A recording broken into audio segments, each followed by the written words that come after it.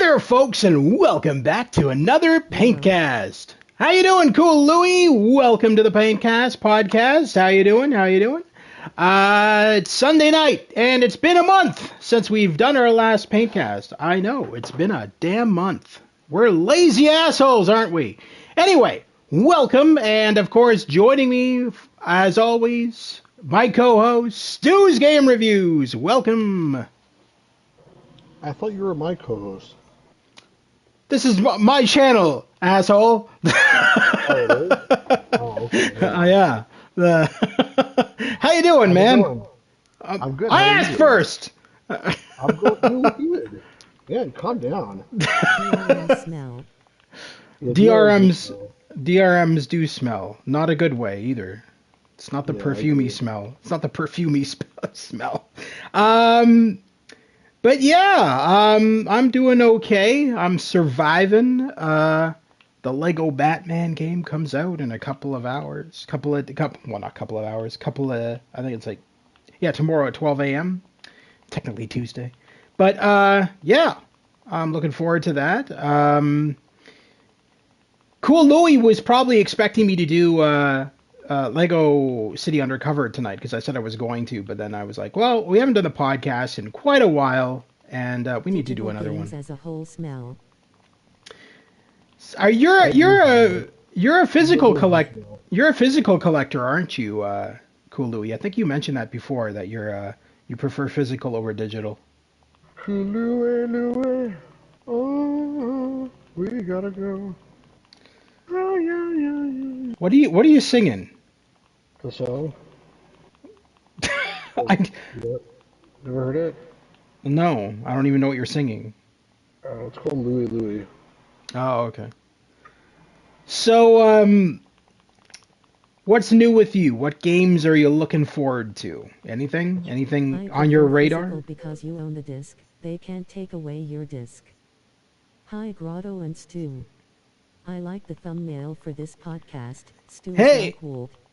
Yeah, man. Thanks. First of all, they can't take away your disc, but they can make it not work anymore on modern platforms, unfortunately, and that's part of what this is about here, I think. Yeah. It's not really clear to me, honestly, like if this whole DRM thing that they're putting out is just for digital games they released, or if it's also So a lot of games on console specifically, even if you own the game on physical media, it still is connecting to an online service without you realizing to verify your license. So technically, if DRM becomes a thing on consoles, it can royally fuck up your digital and physical games. Yeah, that's what I'm worried about. I'm worried about it in general, but you see, I used to always buy PC games, and DRM should stand for Digital Robbery Machine. Is because a lot of console games, a lot of games that are released, like they have a physical version on consoles, but they don't have a physical version on PC anymore. Even limited run games, which really pisses me off, they'll release something and it'll be like physical. The PC version's like Steam code in box. Like who the fuck needs that? Like I want a game. Like why can't you put it on a disc for me? Oh, it doesn't fit. It's too big. Well, guess what? You managed to get it fit on the PS5 disc. I mean, the excuse is the fact that like PS5 is Blu-ray and like not everyone on PC has a Blu-ray drive. Well, guess what? If they care about physical media, they can get a Blu-ray drive from like Amazon for like $25 or something. So that's not an excuse to me, but that's their excuse. But fine, regardless. I've bought so many more PlayStation games in the last 5 years or so because they have physical releases. But then it's like it's totally locked into the PS5 ecosystem, and it has to like communicate with Sony. It might have to download some shit before it'll work. You don't even know if the whole game's on the disc. You don't know anything. So theoretically, like all these physical discs might turn into coasters, unless you like already have loaded it up, every single one of them up on your PS5, and they're all like ready to go when they shut the servers down. And that's even that's coming into question. It seems like, because with this new DRM, they may just say, oh, you can't work at all, even if this, if you have to activate it every 5 minutes or whatever. So I don't know. I'm really getting pissed off at this stuff. Yeah. So in the case of Sony, what they were saying initially was if they do release DRM, so they did like some kind of an update on PlayStation 4 and 5, and it was supposedly DRM related. And they claimed that it was a glitch, that it wasn't actually a thing, that it was something that they were possibly considering in future, but it's not. It's not. They got a lot of backlash for it. Obviously, a lot of gamers were like, "Fuck DRM," blah blah blah. Same stance we have. And but basically, what they said was if they activated DRM, that would be the fact that once a month, you would have to connect to the internet to verify your license that you own said game. Once a month? Yes. What did they say originally? What do you mean? What did they say originally? You said they updated it. I thought it'd be like they changed their... The best is good old games. Oh, they so sell they... you the game and you can have an offline installer. That's the best option. So they have since said that they're not adding DRM because apparently the backlash that they received was so substantial that they were like, oh, fuck it. That's what my understanding DRMs of it. Could be very extreme. They could require you to always have connection with no VPN or proxy to verify. Yeah, exactly. And what about the problem now this is the other thing is that some people, I thankfully don't fall under that category, and I don't think Stu does either, but some people have spotty internet. And what if they've bought a game and suddenly they can't access it because their internet sucks? That's another problem. Game developers and game companies need to realize that not everybody has the best quality internet. And some people who want to buy a game, want to be able to play it, regardless. My internet is all right. Yeah, I'm not as worried about the internet sucking, although it definitely does happen with some people. I know people that, they live in places with shitty internet, so it is a problem. Yeah, But, it is.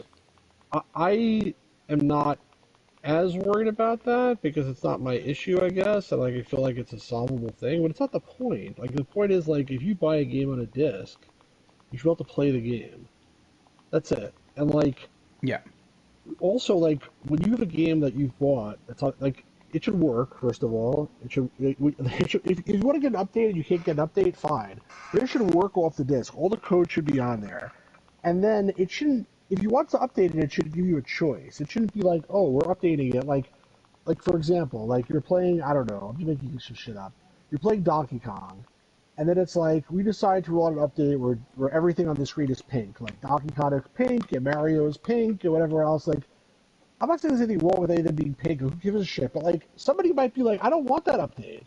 It shouldn't be it's just forced on you. It's here it is, shove it down your throat, take it. You don't want it, take it, it's yours, you got it. It should be a choice. Hey, here's update 1.4. Do you want one update 1.4 or do you not want it? Instead, it's always this automatic download, automatic this and that. And I'm very hot about this because I remember years ago. So if you're talking about what? I was going to say if you're talking about the PlayStation, when you're saying that, you can actually go into the settings menu and disable automatic updates so that it just updates whenever you want it to. Yeah, well, by default it does. And then if you don't take the updates, it'll be like, oh, you can't connect to the internet and play the game because you didn't take the latest update or whatever. But that's all right. That's fine. Years ago, I remember I bought the game Lego Marvel Universe on PC. It came on a physical disc, but it needed to be activated over Steam. Mm-hmm. And my son was much younger then, and he really wanted to play the game. He was super excited about it. So I put the disc in my PC.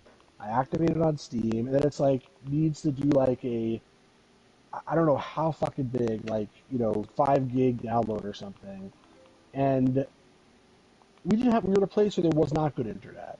So basically it took all night or hours and hours and hours to download this 5 gigs.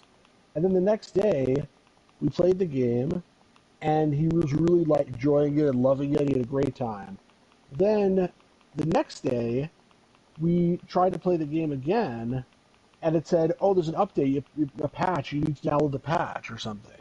So we're like, okay, we downloaded this patch, it took forever again, and then the game wouldn't boot up, it didn't work. And then we never were able to get it to work after that. And we just he was crying, and like I was just upset, and like you look a little kid, but like again, it's one thing if you want to put a patch out, but it should be optional. At least it should be required. No. So the reason why they're not optional is because patches, especially on console games, is to fix bugs. Game-breaking bugs. That's the problem. They ship games that are broken. They don't test it, and they're like, "Oh, no big deal. We'll just fix it like after the people already tell us everything's broken." Yeah, basically. So nowadays, rather than hiring beta testers, what game companies do is they use the general public as the beta tester against their will, and they'll be like, "Oh, I agree. I'm not disagreeing." But that's what it is, and they determine whether a game is working or not based on the fan reception, and then if it's not working, then they go about releasing patches to fix shit. In the case of some games, Cyberpunk is a prime example. Obviously, it doesn't go very well. Obviously, Cyberpunk nowadays is a fantastic game, and if you are one of those gamers who put it off because of all the bugs that it initially had, I can assure you that the game, it works like a charm and is a lot of fun. But back then it was a hot mess. Dude, when I first got that game, I'm like driving around the city. I'm like, oh, this is cool. Suddenly my car goes tumbling through the map. It clips through the fucking road and tumbles constantly, right? It's just tumbling in a mass void. The characters' dicks were clipping through their pants. Oh yeah, that too. But hold on, let me continue with what I'm saying first. Then we'll discuss the dick clipping. Okay, but so I'm tumbling through this mass void, and I'm like, well, the good thing is that the game autosaves every few seconds. So I was like, oh, thank God, it's autosaved. I can go back to being on the road again. You need good internet to download most games nowadays. If you don't want to wait days. Yeah. So anyway, so I'm like, okay, so I'll load up my last save because my last autosave a couple of minutes ago was done, but whatever. So I load up my autosave, and it was the only autosave I had. And I'm like, okay, let's upload this. Lo and behold, the autosave saved when I was going through the map. So I was stuck in an endless routine of my car tumbling through the map, even with my autosave. That was when the game first came. That was when the game first came out. And obviously, since then, no, it works like a charm. It's a work of art. But the problem is that a lot of game developers now go, well, if it worked for Cyberpunk, it'll work for us. Let's just release the game. Let's just release the game, a buggy fucking mess, and then update it as we see fit. So a lot of game companies are going that route now because, hey, if it worked for Cyberpunk, it'll work for us. And look at Cyberpunk. It went from being a pile of shit to being one of the best games ever made. So we're going to do the same thing. That's going to be our logic. And so a lot of game developers do that. And that is a stupid fucking idea. That is the dumbest idea ever. And games should be working before you release them. You're not just going to release a steaming pile of shit and go like, well, we'll fix it later. I think that's what they do, though. Like, a lot of them do. So I know that when Crimson Desert came out, it was a disaster zone. But I got to say one thing in favor of Crimson Desert. They released their patches so quickly. Cyberpunk, it took them like several months. No, it took them a year, actually, to fully fix the game. In the case of Crimson Desert, it was like a week. Like a week of steady updates. So I'm not saying like they fixed it by next week. I mean like every day that week that Crimson Desert launched, they had updates. And the updates just improved and improved and improved and improved the game. To the point where the game is now a goddamn fucking masterpiece. And there was a lot of problems I had initially with the game, and not bug related. Yeah, I had a bug at the very beginning when it first came out, where it would crash my console. So anytime I would open the map, boom, console crash. Every time. And I got frustrated. Patch came out like a day or so later, fixed that issue right away. Then my next big issue with Crimson Desert was I found it too hard. Because when they released the game, when they released the game, they made it so that you were automatically playing on a hard difficulty. And the bosses were really hard, and everything was just really challenging. Because they were like, oh, well, let's make it like Demon Souls style combat. Well, not everybody likes that kind of game. Have the player have a choice. And so a lot of gamers said that. They said, well, can we not just have a choice whether we wanted to have demon style fucking combat or not? Because some of us want to enjoy the story and don't want to be dying every second. And so then a day later, after gamers were saying that to the creators of Crimson Desert, they were like, yeah, fuck it. Pearl Abyss says, yeah, we'll do that. And so they released another patch that added an easy, medium, or hard difficulty. I'm like, dude, that's awesome. You're like actually listening to everything players want, incorporating it into your game. And so that game is a masterpiece now, as far as I'm concerned. And I'm not the only one that thinks that. Like, that game is just doing very fucking well. What? What'd you say? What? Apparently, I thought I didn't realize I was done that art piece. It just popped up that I finished it, and I was confused. Oh, okay. You finished talking, and you're like, what? No. You're the one who's talking, not me. Like, what are you saying? What yourself? For? No. I was just confused by that pop-up. I was like, I didn't realize I had finished the art. Yeah. No, I'm not going insane, I promise. There are some good companies out there, obviously, that are trying to do this the right way, 100%. Yeah. It's just really annoying that, like, gamers have allowed the game companies to create this culture where there is no accountability at all, basically. It's like, it's really just a reflection of the society that we live in today, where everything is about short-term gratification and there's no long-term thinking involved. It's like, I want short-term gratification. It is easier to get a digital game, therefore, like, I'm just gonna deal with it, and whatever the consequences are, I'll deal with it later. Like, future Stu will deal with that. And then even if a game company screws you over, most of the time they'll get a pass later on. It's like, as long as they have, it's like GTA 6 right now. It's like the game that everyone's freaking batshit about or whatever. Right? I want to talk about that actually, when you're done. Okay. Well, my point is that people don't they don't. If it's GTA 6, they'll buy it. It doesn't really matter like anything else. Take-Two Interactive could I don't know, pull a J.K. Rowling or whatever. They can do anything they. At the end of the day, if they want to play that game, they're going to play that game. That's what I feel like it is, and it's like all of their consequences be damned type thing. And I don't know, that's just frustrating because that's just created a situation where the developers and really the publishers, not the developers, the publishers have all this power. And gamers are just sort of screwed, basically.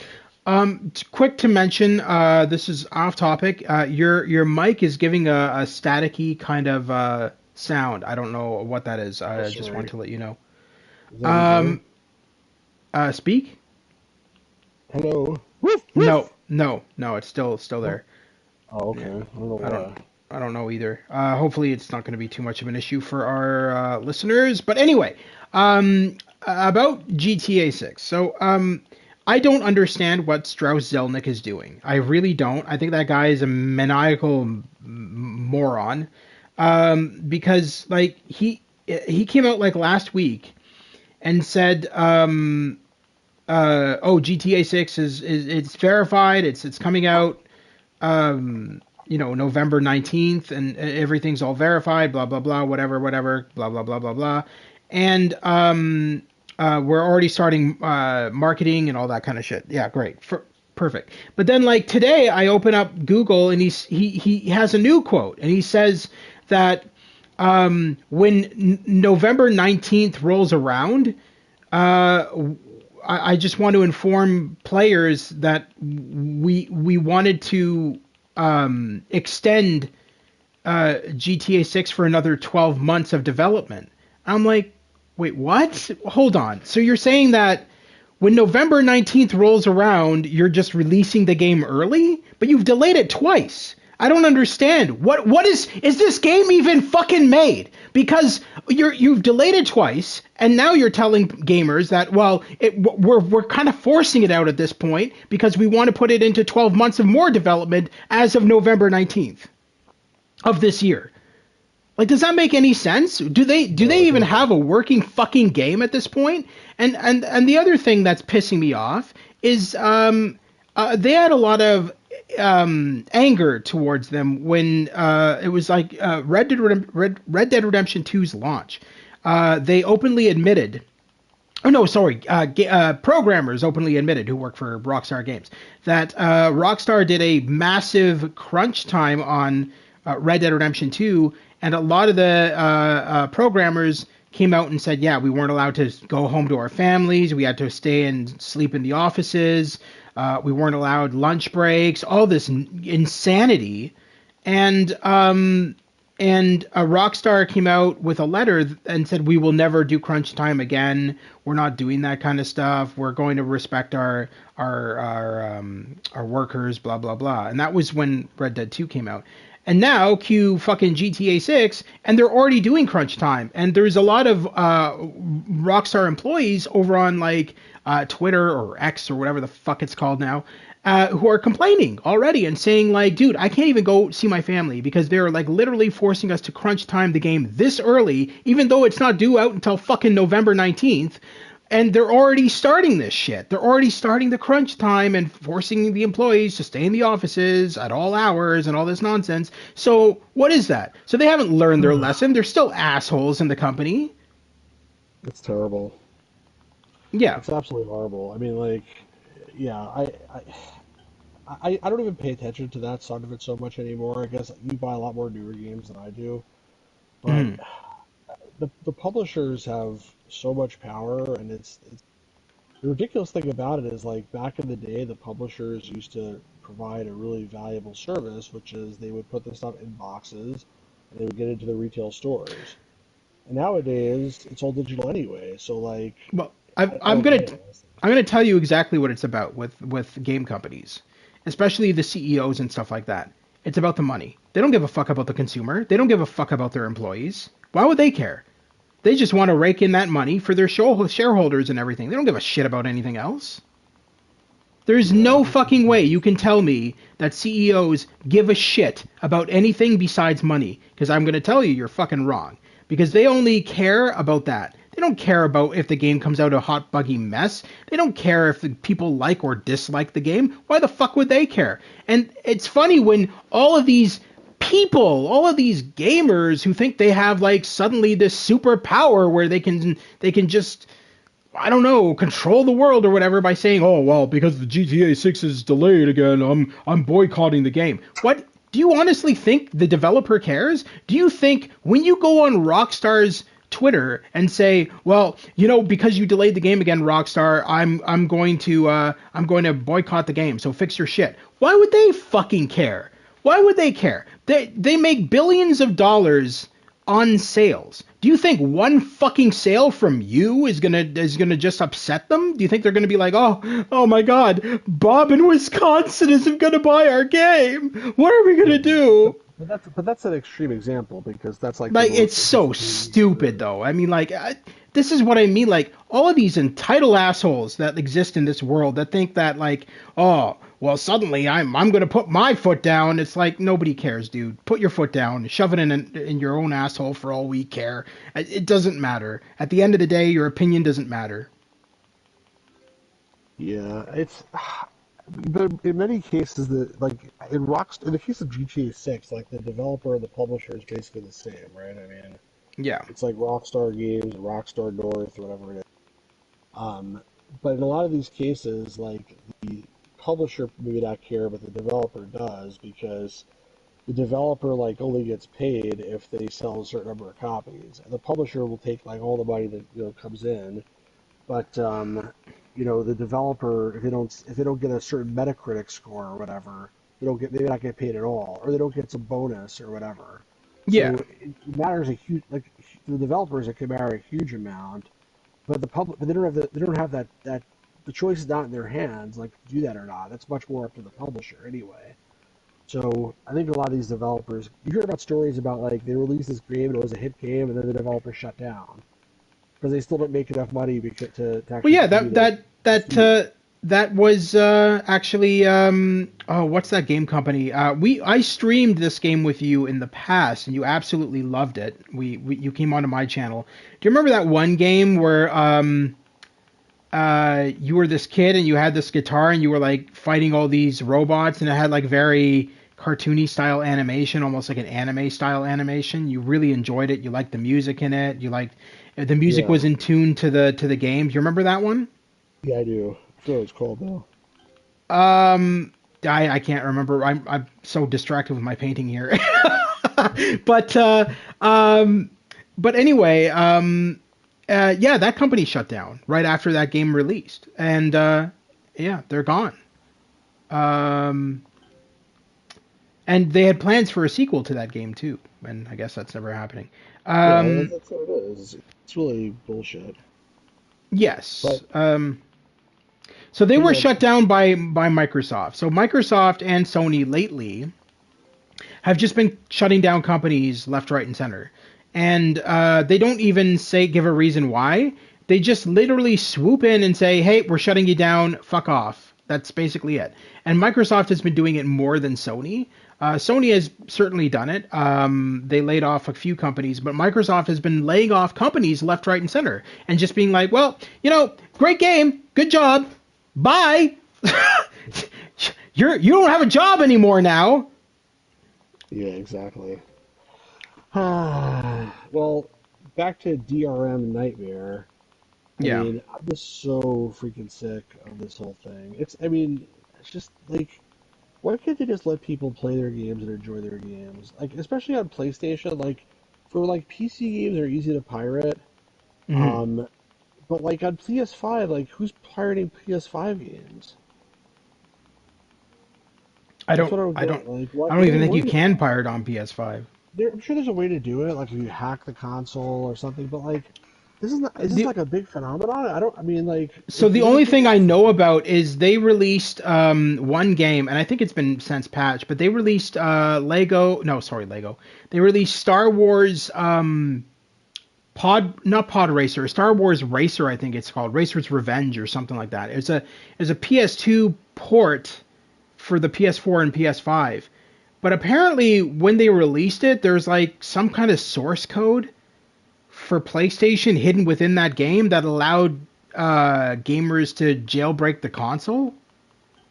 It's crazy. You can look it up. It's crazy, and so they had to release a patch to fix that specific game so that people couldn't use that game to basically hack the PS5.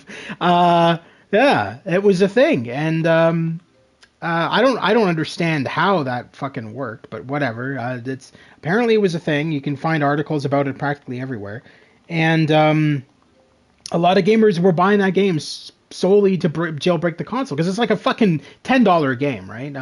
I mean, like I'm sure some people were buying it to actually play the game, but a majority of people, that game was getting sales left, right, and center because people were using it to jailbreak their console. Yeah, I remember. I mean, that is a thing, but like, Yeah. it's not. I mean, again, for PS5, I don't know who's doing that. Um, I'm not. I yeah, I mean, I'm not either, and I don't I know what to prefer to think. support game companies, and yeah, that's another reason why I try to get every new release so that I mean I want to be able to play them for you guys on my channel. At the end of the I really day, appreciate that. yeah, no, at the end of the day, you guys matter a lot to me, and I like to play games that'll make you guys happy, and I also want people to join who maybe are thinking about purchasing said game, and I want to see what it's like first, and Oh, it like makes I sense. can give Makes them sense. that opportunity. Hang on one second. You talk to yourself. Someone's ringing my doorbell. I'll be right back. Uh oh, take a gun. It's America. Anyway, yeah. So DRM, yep, bad thing. Hopefully Sony has learned that don't bring out DRM. We don't want Yes, I'm still waiting squirrel with a gun since last year. Sad it. face. Squirrel with a gun. Yeah, I know, man. The problem is, and I'll be honest with you, Lewis. I don't know what I'm doing in that game. I have tried numerous times to make some headway in Squirrel with the Gun. I'm at that stupid army tank boss. I've never been able to figure out how to defeat him and unveil more of the map. And I don't really want to stream a game where I'm just sitting there trying to figure out what to do. That's going to be boring for you. That's going to be boring for me. And so that's why I stream games that I know what I'm doing, theoretically, for the most part. I mean, there's been streams where I'm like, oh, what do I do? But I like to stream games that I already know what I'm doing, so that I'm not just sitting there wasting everybody's time. And with Squirrel with a Gun, I don't know what I'm doing. And so I don't want to stream a game where I'm just going to sit there for like 5 hours wasting everybody's time. It's not fair to you, and it's not fair. Yeah, it's just not fair to you. I mean, like, and that's why I don't want to stream Squirrel with a Gun just yet. Hello. I'm not saying that I'm. This is the Gamer's Grotto. This is Mr. Fujiyama from Sony. We are shutting down this podcast. We have invaded this home, and we are shutting this down. You must shut down immediately, or we will put DRM on you right now. Why do you sound like Arnold Schwarzenegger? That was like the worst impression I've ever heard. Oh, stop. Why did you say it like that? Oh, stop. Oh, you.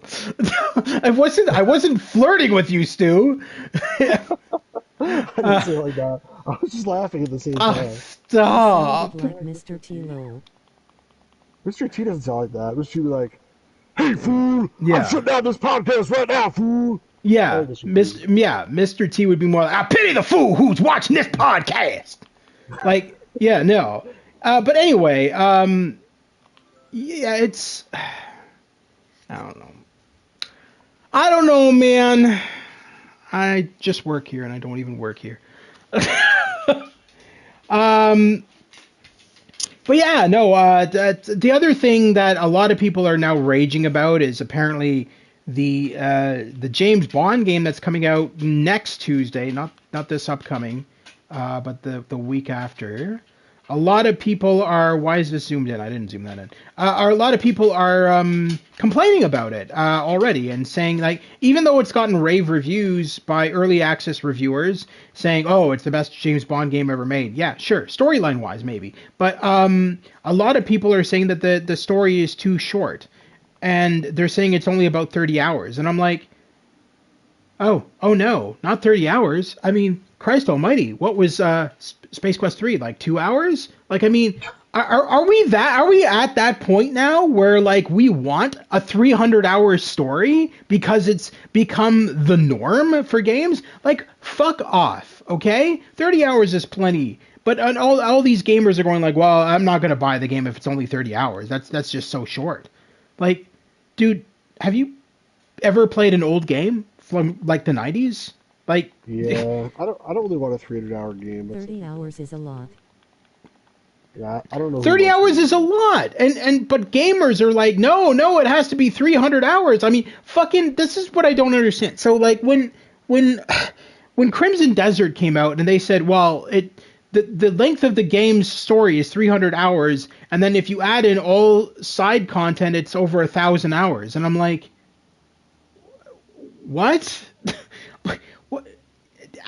It's not even fair for streamers because, like, I mean, if you're going to stream an entire game, that game is going to be in like 700 parts. If you're planning to stream the entire story of that game, like, that's stupid. I'm sorry. I don't agree with that either. I mean, it's great. Oh wow, you're getting your bang for your buck. Wonderful. I don't want to play a fucking game until the day I die, though. I'd like to be able to finish it before I'm in the ground. Like, I just don't and that's the same way with No Man's Sky. It's like the developers came out when No Man's Sky came out and said, oh, you'll never be able to explore all 18 quintillion planets because you'll be dead before that happens. I'm like, that's your selling point for the game? That's literally what they said when the game was first releasing. They said, oh, play this game, but you won't be able to beat the game because there's 18 quintillion planets and you'll probably be dead before you beat the game. And that was the selling point. And I'm like...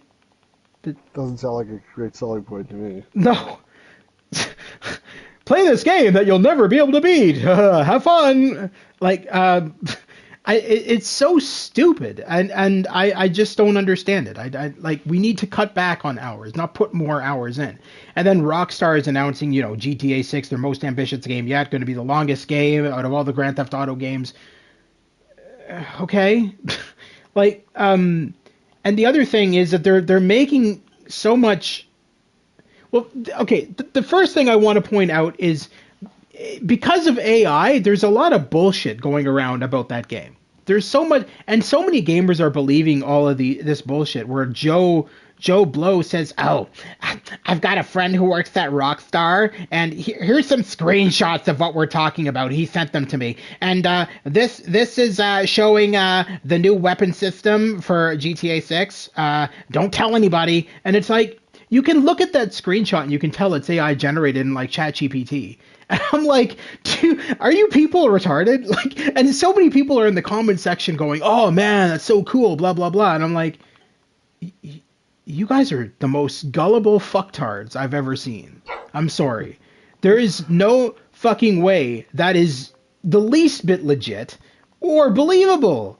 I mean, Christ almighty, some of the fucking images that I've seen circulating around on Facebook for GTA 6 even have the fucking logo from like Soma or whatever the fuck that AI program is. What's it called? Yeah, they got the fucking logo in the bottom right, and I'm like, and gamers don't even notice that, and they're just like, "Oh, look at that screenshot from the game, it's so cool." I'm like, it's not even a screenshot from the game though. It's literally AI slop. People are very gullible when it comes to AI stuff. There's like, oh my god, I literally have friends. I literally have friends who are too stupid to understand what's AI and what's not, that they will send me images and be like, "Hey, is that AI or is that real?" I'm like, "No, it's AI." Well, people post stuff on Facebook all the time that's like an AI picture, and an AI text. I assume these are bot accounts. I don't know who else would do this. And so, people like I don't know, 90% of the people there just assume that it's real. And there'll be like one or two people that write like AI slop, but like most people just assume that it's real. And I'm like, I don't get it. So I've noticed that a majority of like, you'll go on like Facebook, and like Trump will make some stupid post, and then there's always a lot of hatred, and the hatred overthrows the MAGA cunts. But the thing is that a lot of those MAGA accounts are fake. Because I took some time to like look at these. Oh my God, Trump has the next Jesus, and I would go on to like their actual Facebook, and I'd look at it and I'd be like, Facebook account created 2 days ago. Yeah, exactly. No posts made aside from promoting Trump. Those are bot accounts. Those are literally bot accounts that are being made by Trump's fucking idiot cabinet members or something. It's there's this crazy amount of bot accounts. It's ridiculous, and that's why. Yeah, none of them are real. When Elon Musk bought Twitter, basically he said that there was so many more bot accounts that he ever imagined, and that's why he basically negotiated the price down, because they told him there's like, I don't know, 20 million people on the platform, and it turned out like there's only like 8 million. I'm making up the numbers, but it was something like that. Yeah. And like more than half of them were bots, basically. So on Facebook, I'm sure it's very similar to that. I mean, I would guess very similar to that, because they don't really seem to have any quality control in terms of on there. Just yeah, like anybody can but count. That's why I'm saying everybody goes, "Well, there's so many MAGA supporters in the world," and I'm like, no. Really, I don't think there is. I think a majority of, and now even less with what Trump said recently. Jesus Christ. Did you see that video that leaked where he said that he doesn't give a shit about the American people's financial situation? That's been on the news and everything. Everyone's so upset that he said that. He said that to a reporter. Yeah, he said to a reporter, "I don't give a fuck about your financial situations." Yeah, within the last couple of days. I didn't see it. What was the context? It's Well, it's the fact that, the gas prices and all that shit and everything. And then he's like, I don't give a shit about. Let me tell you something. I got more important things to worry about than your financial situations. I'm like, okay, well, you're the president of the United States, so you should fucking care about the financial situation. Are you fucking retarded? President is supposed to be there for the people, not there for his dick. I don't know what the hell he's there for. He's not there for anything. Yeah, probably not. Let me delve into Trump's mind for you. This is why he became president. Oh my God! Let me tell you something. It's gonna look good on a resume. There you go. I mean, what does he care about his resume? He's like freaking old. Like, what's he gonna do after this? He's dementia Donnie. You know what I'm saying? Like, why would he care about a resume at this point? It's like not really worth worrying about. You know what I'm saying? Yeah. And then the did you watch that video I sent you with Obama? Did you watch it all the way through?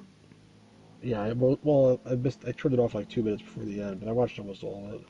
So yeah, the whole reason Obama was in Canada was because there was some it had nothing to do with political shit. It was it was about they're getting together all the rich people or whatever.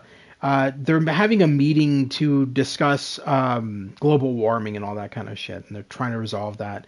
But of course, Trump and everybody else and MAGA is like, I'm telling you, the only reason Obama went to Canada is because him and Mark Carney are getting together, and they're going to try to overthrow me so that Obama can take over and become president of the United States. That's the only reason, I'm telling you. And it's like, okay, buddy, whatever. That's not what's happening. You're just a fucking idiot. Yeah, I don't know what they. It's hard to tell like what is propaganda here and what's not, but it's definitely, you know what I'm saying, like, because there's so much news stories now that are fake and whatever. It's like so much. Yeah, of course. Really is a lot of fake news, unfortunately, and that was like always Trump's thing. So it's hard to tell like who says what or whatever. But I mean, yeah. Yeah, but a lot of a lot of the fake news though is in Trump's favor. That's what I've noticed. Some of it is, some of it isn't. I mean, it's just the whole thing is just a mess. Like it's really, I don't know. The world we live in is totally screwed up at this point. That's how I feel anyway. It's just like you don't even know what's true anymore, what's not true. I still love that you guys have apparently won the war in Iran about 17 times now. You know, this podcast is not supposed to be about the war in Iran, but I will tell you, like, in theory, like, I think I said this to you last time. Like, in theory, this could have been a good idea, a good thing, but like, it seems like there was no plan whatsoever. Just like, let's just go there and cause some havoc and see what happens. So it was something that was thought up overnight, kind of similar to everything else Trump does. He's last minute. There's a lot of things. I believe he suffers from sundowning. I don't believe he's right in the head. The proof of that is in the fact that if you go on his True Social, you'll see that the hours at which he tweets goes from like he will start tweeting mad shit at 10 p.m. at night and go until 5 in the morning, and he tweets every 5 seconds, and it's always different shit, and it's always like the here, prime example. I'm going to read a tweet to you that was tweeted at 3 in the morning by Donald Trump. Let me just find it here for you guys. And this is actually true. This is on his Truth Social. This was, give me a sec here. I'll give you the exact time and date it was tweeted. I don't know if it's still on his Truth Social now, but because he has a nasty habit of deleting stuff. But this, I took this screen cap. This was May 12th, 2026 at 3:11 in the morning. I'll read this in Trump's voice for you guys. Sleepy Joe was a Russian agent. He was invited to Moscow in 1987, and that's when he became compromised. That's why Russia helped him steal the 2020 election from me. They even used China to spread the fake COVID virus using 5G phone towers and inside Wayfair furniture. I'm telling you, this is a real tweet from your president. I know. 5G phone towers and inside Wayfair furniture. Okay, it gets better. The Joe Biden that sometimes did press conferences was actually Barack Hussein Obama in a very well-made Hollywood mask. Everyone now knows that. Yeah. Yeah. Everyone now, yes, everyone now knows that. Thank you for your attention to this matter. Yeah, yes. My God. Now, this is the problem: is that he has dementia, early onset dementia, and one of the signs of dementia is sundowning. Do you know what that is? No. Okay, sundowning is when your brain becomes active really late at night, and you start overthinking things, and you start extreme paranoia, basically. And that's what he has. And then when he starts getting these insane thoughts in his head, this extreme paranoia, and all that stuff, hallucinations, whatever, he then goes on his Truth Social and just goes click, click, clickety click, and then posts about it. So somewhere in his brilliant mind, he came up with the idea that Joe Biden, when he was president, was actually Barack Hussein Obama in a Hollywood mask. And this is the man that has a finger on the nuke trigger. Scary, isn't it? Yeah, because you don't know who he's gonna attack next, and you got 3 more years of him, don't you? Is it 3 still? Yeah, I think so. 2.5. 2028. I think the world's gonna be on fire before before you lose him. If I'm being honest. I don't know, but it's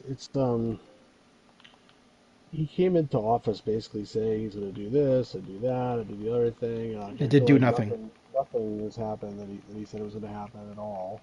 Meanwhile, like, our economy is not doing. But he fixed your economy. What are you talking about? He fixed your economy. That's the thing. He says he fixes everything.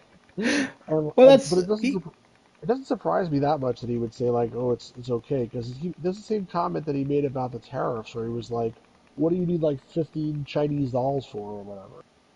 Like, it's like, who cares about you? Like, I gotta do my thing. And there are definitely some people that believe that he has some kind of master plan, and he's like a genius or something. But, anyway, I don't know. We should go back to our regularly scheduled topic, otherwise. No. So the whole point of the podcast, too, much like the other podcasts that I'm on, is we start out with an initial point of conversation. The entire podcast is not going to be about DRM. I mean, that's crazy to have a 2-hour podcast on DRM only. That'll get boring very quickly. But yes, we can still talk about DRM if you have something you want to say about it. No, I was feel bad for it. We always wanted to talk about Trump. And then it's like, well, I mean, it's kind of hard not to, given all the stuff. God damn it! Shut up. Well, man. it's kind of hard not to, given all the stuff that goes on in the world, though. I mean, it's true. It's definitely true. Well, yeah, there's definitely a lot of people there's definitely some people that seem to think that he's this brilliant guy and he has this amazing long-term plan. But like, all I'm seeing is now all those tariffs were. I don't know if you saw this. If you keep track of the U.S., whatever's going on here, but like, some things I do. Tariffs were declared illegal by the Supreme Court, and then he made some more tariffs through some other law, and that's also been declared illegal. And so he's still trying to do his thing, I'm sure. But in the meantime, like, I got a package in the mail the other day, something that I ordered back in September, from Red Art Games, and it was like, the game was like 25 euros for some PS5 game, and they charged me 30 euros for shipping. I'm like, okay, fine. It's like more than the game cost, but okay. And then they sent it through DHL, and then I got an email from DHL saying, you owe us like $22. And if you don't pay it, like, we're not delivering your package. It's not like, if it's like FedEx or UPS, they'll deliver the package and they'll send you a bill. These guys were like, pay up, or, you got 5 days to pay, or we'll send the package back to France or where the hell it came from. So I went online and looked at their thing, and it's like, there's a breakdown of what this $22 is. It was 21, 22, whatever it was. It was something like this. Like, tariff, $2.75. Okay? Okay. Some kind of, like, customs fee, which I don't know what the hell that is. It was like $3. And then it was like Tariff processing fee, $17. Jesus. Right, exactly. What? Like, what the hell? What the hell is a And tariff meanwhile, processing fee?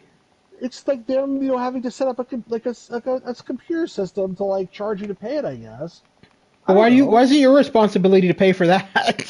I don't ask me. And like, and these costs are not disclosed up front. It's not like when I get the package mailed to me, I agreed to do it. But they have my thing hostage, and they can charge me whatever they want. So now, supposedly, FedEx and UPS, and I assume DHL also, are suing the government to get back all these tariffs that they collected that now were declared illegal. And they've promised, quote unquote, to give the money back to all the people they collected it from. Like, do you think I'm going to get like a fucking penny back from anybody? I highly doubt it. If I get any money back, I'll be like amazed beyond belief. But I think what's going to end up happening is that like they're going to get the money back and they're just going to keep it. And then it's going to be like, good, thanks a lot, Trump. Like you helped us out. You collected all this money for us and we get to keep it. And then maybe somebody gets a kickback from that. I don't know. But it's like, I'm out money. I've like not bought a lot of things from outside the U.S. because I don't want to get charged these crazy tariffs. And then there's certain things that I've gotten charged with crazy tariffs, and it's just like ridiculous. Like I just can't take it anymore. Now, what's the gas situation like where you live? It's expensive, but I think gas in Canada has always been more. You guys like pay by the liter, right? Yeah. How much is it by you, first of all? I don't have a vehicle, so I can't really tell you. I don't from what I've talked from my parents who drive, they said it's not really that bad. Like I mean It's actually not. yeah. It says it's like less than $2 a liter, which would be a lot in the past here because gas here used to be like $2 a gallon, which is like, and there's like 2 liters to a gallon, I think. Now But the other thing that our prime minister is doing this month actually, because of the tariffs there's 4 pummeling, liters in a gallon. Sorry, almost because four. because of the tariffs pummeling Canada, our prime minister has set up a fee every couple of months, and it's we get a $500 check from the U.S. government. What am I saying? The Canadian government, or something like that. It's something like that, somewhere around there, and it's for grocery bills and stuff like that. And it gets sent to our it gets sent to us through CRA, which is Canadian Revenue Association, which is the company that handles your tax returns and stuff like that. So basically, yeah, I get this month, June coming up, I get that extra money from our government, and it's because of the tariffs and everything. It's supposed to be to help against all the tariff costs and everything. And I thought that was really cool that he set that up, and that's the thing, because there's a lot of people suffering financially because of all of this shit. And at least our prime minister has our thoughts in mind, whereas I feel like Trump doesn't have the American people's thoughts in mind. He could not care less. Well, it doesn't seem like it anyway.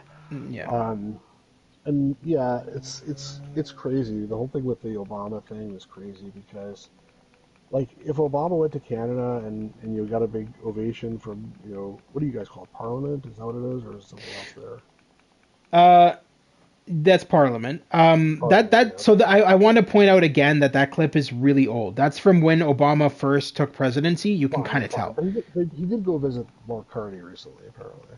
Yes, he did.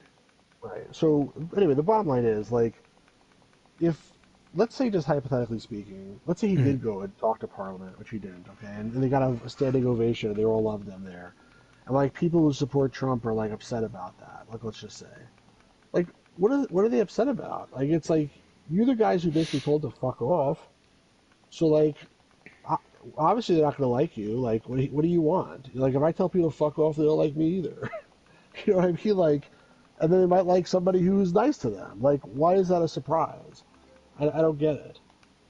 I mean, So because of all the shit Trump has been saying about Obama, about how he's a spy and all this kind of stuff, a lot of MAGA supporters then think, oh, he's the enemy. Why is the enemy of the United States in Canada now? And you know what I mean? That's what goes through their minds. They're like, that terrorist is in Canada. What's he got planned? Well, you know what? I think what it's more like is like Jimmy Carter when he was alive.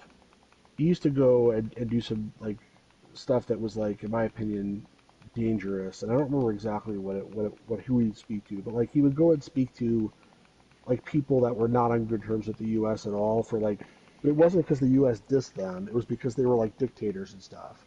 Yeah, He'd go like to make a trip to just making something up to Libya, and he talked to Gaddafi, and he'd be like, "Oh yeah, we need to make peace with you guys. Like you know, we're too tough on you guys or whatever." And that was seen as like undermining U.S. foreign policy.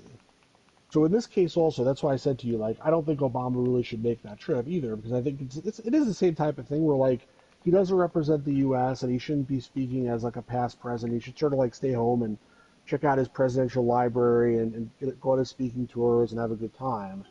But it is a very different situation because in all those situations, like that I'm talking about with Jimmy Carter, they were, like, countries that, like, did bad things to their people. And in this case, we're talking about freaking Canada where obviously it's a democracy, and yeah, there was no reason for the U.S. to antagonize Canada ever. no, So that's why like it is for sure very very different. And I'm not gonna like my point is like I don't think he should have done it, but at the same time like if you're like a Trump supporter and you're upset about it, like you only have your own party to blame for that.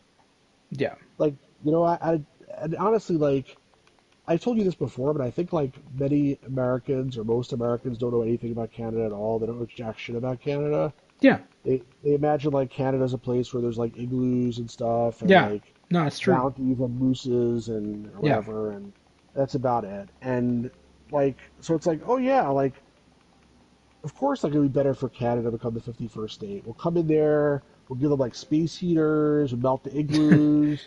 Like that's what they think. That's how everybody thinks, obviously. But there's so many ignorant people. It's like not even funny.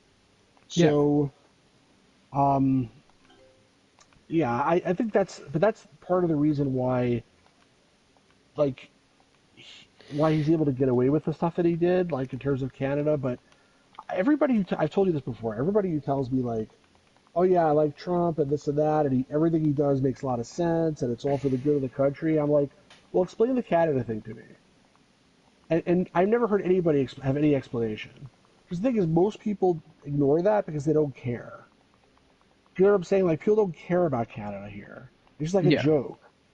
Again, it's like the what are those guys? The who am I thinking? The Strange Brew guys. What are they called again? Bob and Doug McKenzie. Like that's Canada. That's Canada to like people here, like to a lot of people here. And there's like they like hockey and maybe they know about Tim Hortons and like that's it. So, like, whatever happens in Canada, like, who gives a shit? I don't care. It's like I don't care. Actually, Americans also, like, a lot of them, I think, are very self-centered and like, and ego-centered. So it's like, whatever happens in some other country, I don't care in general. If it's not America, it's America. It's not America, then like, I don't care. Yeah. But yeah, there's no rational explanation in my mind. I can't think of any rational explanation for any of the stuff that he did with regards to Canada. So. And I'm not just saying that because you're Canadian, by the way. No, Obviously, no, no. I know. I'm gonna I lived in restart. Canada for 3 years. I like the country. Yeah. No, it's a beautiful place to live. I love it here. I'm gonna Yeah. just restart your share screen, okay? Oh, sorry, I wasn't even paying attention. No, I'm you're like good, spinning buddy. around in my chair. You're good. Um, yeah, no, I don't know. So I have nothing against American people. My issue is with the president of the United States. I have no issues with any specific. So this is the thing. A lot of Americans do seem to think that that because Canada is boycotting going to America, it's because we hate America. We hate like the people, we hate the president, we hate everybody in America. That's not the way of thinking of Canadians. we're doing it because of Trump. We're not doing it to spite the American citizens. And so, but it's funny when American citizens go, "Oh, you just don't like us." I'm like, "No, man, that's not what it is." You have to understand that the stuff that Trump did to Canada, we're not just going to sit there and let him shove a dildo up our ass. Come on. Yeah. Um, I mean, uh, and there are a lot of people that don't care or support it or whatever. Like, I, I honestly don't get it. There's still his popularity is still pretty high, from my understanding, in certain groups and things like that. Um, I don't know. You know what I'm like most like annoyed I, about? I just before Go ahead. before you Go start, I just want to point something out really quickly. I looked this up the other day because I was curious. I was playing to some Disney stuff and whatever, and I thought to myself, I wonder how much money Disneyland and Disney World has lost because of Canadians not visiting. Because Disney had said in the past that Canadian tourism funds a lot of their shit. And so this is the stats from U.S. Travel Association. Disney has now lost $2.1 billion and 14,000 job losses because of Canadians not visiting and visiting Disneyland and Disney World. That's Yeah, insane. it is pretty crazy, and it doesn't surprise me that much. Yeah. Um, but I don't think the Republicans really like Disney World either. Like because they think Disney World is like Disney is like very liberal. They see it as like a very liberal company. Like in terms of like trying to push like even like the Star Wars stuff with like Rey and like you know this the kind of Mary Sue stuff. They see it like as like pushing a progressive agenda, and therefore they don't like necessarily like Disney and like they're like screw Disney basically. That's the attitude I've seen anyway. The fact that they have movies and stuff, or there's like LGBTQ Oh yeah. like people in there and stuff like that. It's like I don't. So a lot of Americans I've noticed because Rockstar did announce that they're adding gay pride parades to GTA 6 because Florida is there's a lot of I don't know if you've ever been to Florida, but Florida does have a lot of LGBTQ pro LGBTQ shit. Yeah, I've been there Um, many times, but like the state is pretty like Republican. I mean, I would say it's very tolerant too. Like I mean, I think Republicans get a bad rap about some people think they're very intolerant and whatever else. In general, that's not the case that I've seen. But there is I think the governor has a thing against Disney. That's from what I've read at least, and you you're know, talking about when they wanted to put a park or something, or what was it? They wanted I to don't do remember what it something in was, Florida. but Disney wanted to do something and they shut them down, or I forget Yeah, what it was yeah, I now. remember that. So going back to what I was saying though, so the Rockstar was saying that they're adding gay pride parades into GTA 6, and then fucking a whole bunch of gamers said, "Oh, thank God! Now I can shoot up gay pride parades instead of wanting to do them in real life, wanting to Oh, shoot them in real life." Oh yeah, yeah. Gamers have literally said that. I can actually share screenshots at some point of this. I hope that Gamers guy got have, arrested. Whoever said that. That's like a huh? threat of violence. That person should be arrested. No, I know. And it's they're saying that they've always wanted to shoot up gay pride parades in real life, and now they can do it in a game instead. They don't have to worry about doing it in real life. I'm like, That's and absolutely disgusting. that's a majority of gamers though, because it wasn't What? just one gamer that said that. There's thousands of comments on that thing from Rockstar, thousands of comments of gamers saying, "Oh, I wanted to do it so bad in real life. Now I can just do it in a game and I don't have to So let worry me about tell it." you. Let me tell you what I was going to tell you before. That like I was thinking something really bothers me. Mhm. So what I've noticed is that both the extreme left wing in America and the extreme right wing in America are both anti-Semitic. Like, Yeah. I guess if you're extreme, regardless if you're Democrat or Republican, you should not like Jews. They have different reasons, I guess. But Hmm. it is very scary because, um, like the extremists are taking over, like both the parties. That's what it seems like.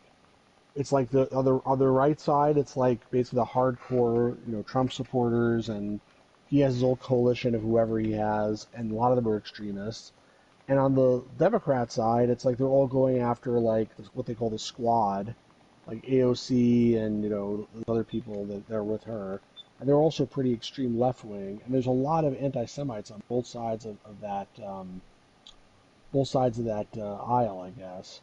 Mm-hmm. And just I don't know where that's going, but I certainly don't like it. And a lot of times it's like they try to disguise it as like anti-Israel sentiment.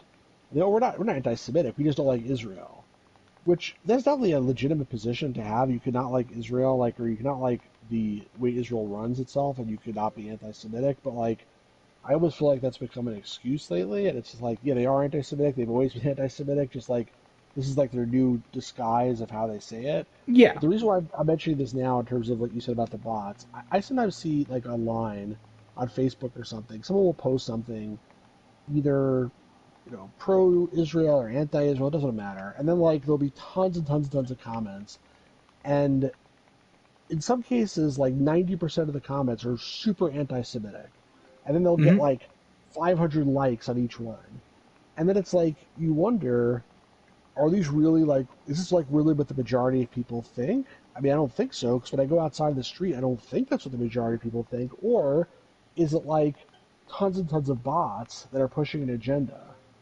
So I wonder also for these comments about shoot, because I find that hard to believe, honestly. I'm sure there's one psychotic person who really would go shoot up the gay pride parade, and there's probably 50 psychotic people who want to do it.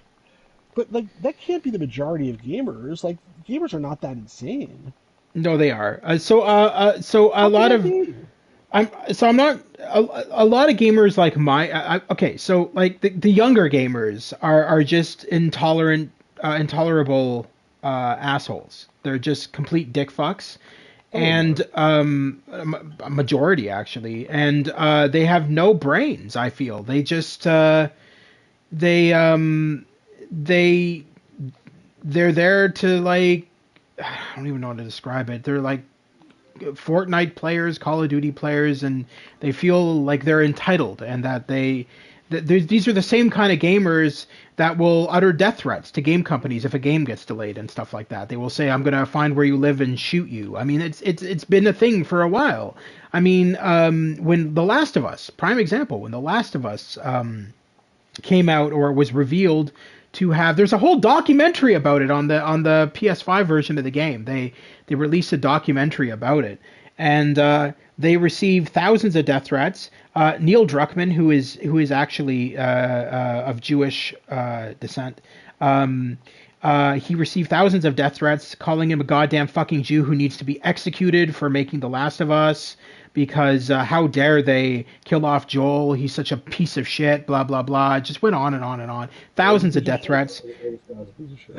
What? I'm just kidding. I said Joel's a piece of shit, or this guy's a piece of shit? Neil Druckmann, the creator of The Last of Us. Anyway, and then the worst was that Laura Bailey, somebody found out where Laura Bailey lived, and they came to her place with a gun and said that they were going to execute her and her son the same way her character killed Joel in The Last of Us. I'm like, bro, it's a fucking game.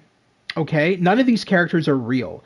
If you are going to sit there and play a game and think that this character is a real character in real life, you are the problem, not them. Yeah, no kidding. No kidding. You are the one that needs mental help and needs to be locked away in an insane asylum for the rest of your fucking life until you rot in hell, because they are not the problem. You are. Yeah, no kidding. I mean, people are crazy. I mean, but again, that's one psychotic person. That's I'm sure the majority of No. He shared thousands of death threats. It wasn't one. What do you mean he shared thousands of death threats? He shared them. So when he was getting private messages from people and with all these death threats, he went and shared them publicly on his Twitter. I took screen caps of it, and he's like, By the way, these are all the assholes who sent death threats to me, and he didn't, censor their names or anything. He literally posted it publicly so that they would be ousted. And there was like page after page after page after page after page of death threats galore. And I'm going to kill you. I'm going to find where you live. I'm going to shoot you. I'm going to don't go grocery shopping because I'm going to put a bullet between your eyes. Blah blah blah. It was just endless death threats. So it's not one person. I'm sorry, it's not one person. It's about I'd say it was around 2,000 death threats, somewhere around there. 10 pages worth, and 20 posts on one page. Do the math, I guess, but my math sucks. But it is, and that was not even recently. That was when The Last of Us came out. That would have been, 2019, during the start of COVID lockdown. And originally they were planning on delaying the game because they were like, well, who wants to play a game about... who wants to play a game about the apocalypse? We're like sheltered and pretty much in an apocalypse. Yeah. Oh my so gosh. they were originally thinking of delaying the game, but they didn't. Because they had already delayed it enough. Yep. Yeah, no, it is. And the thing that really... I'm going to have to show you this documentary at some time, because the thing that really hurt was when they interviewed Laura Bailey in this documentary, and she was retelling what happened. She was bawling her eyes out. She was like crying. And you could tell that it really hurt her on a psychological and emotional level. And I just felt so bad for her. I was just like, dude, you don't deserve that. Yeah. At all. Okay. Nobody deserves that. Yeah. And these gamers are so stupid because they think, oh, well, what does it matter? She's only ever voiced that character. It's not like she's a voice actress who's voiced other characters. I'm like, dude, are you fucking retarded? She's been a voice actress since fucking the 90s. She's voiced in countless video games. You guys are just, ignorant. And you think, oh, well, she's only ever voiced Abby from The Last of Us, so what does it matter if she dies or not? Like, are you fucking retarded? What does that have to do with it anyway? Like, is that how you decide someone's worth, by how many games they voiced? That's how those gamers, yes. That's how those gamers decide somebody's worth. Yeah. It's insane. It's insane. And I'm telling you, these people are disgusting. They think that their opinions matter and nobody else matters. And as soon as you try to correct them, I've tried in the past correcting these kind of people and saying, like, you can't just go around threatening to kill people because you don't agree with something that they've done or said. And they're like, what does it matter to you, you fucking snowflake, you piece of shit? I can do whatever the fuck I want.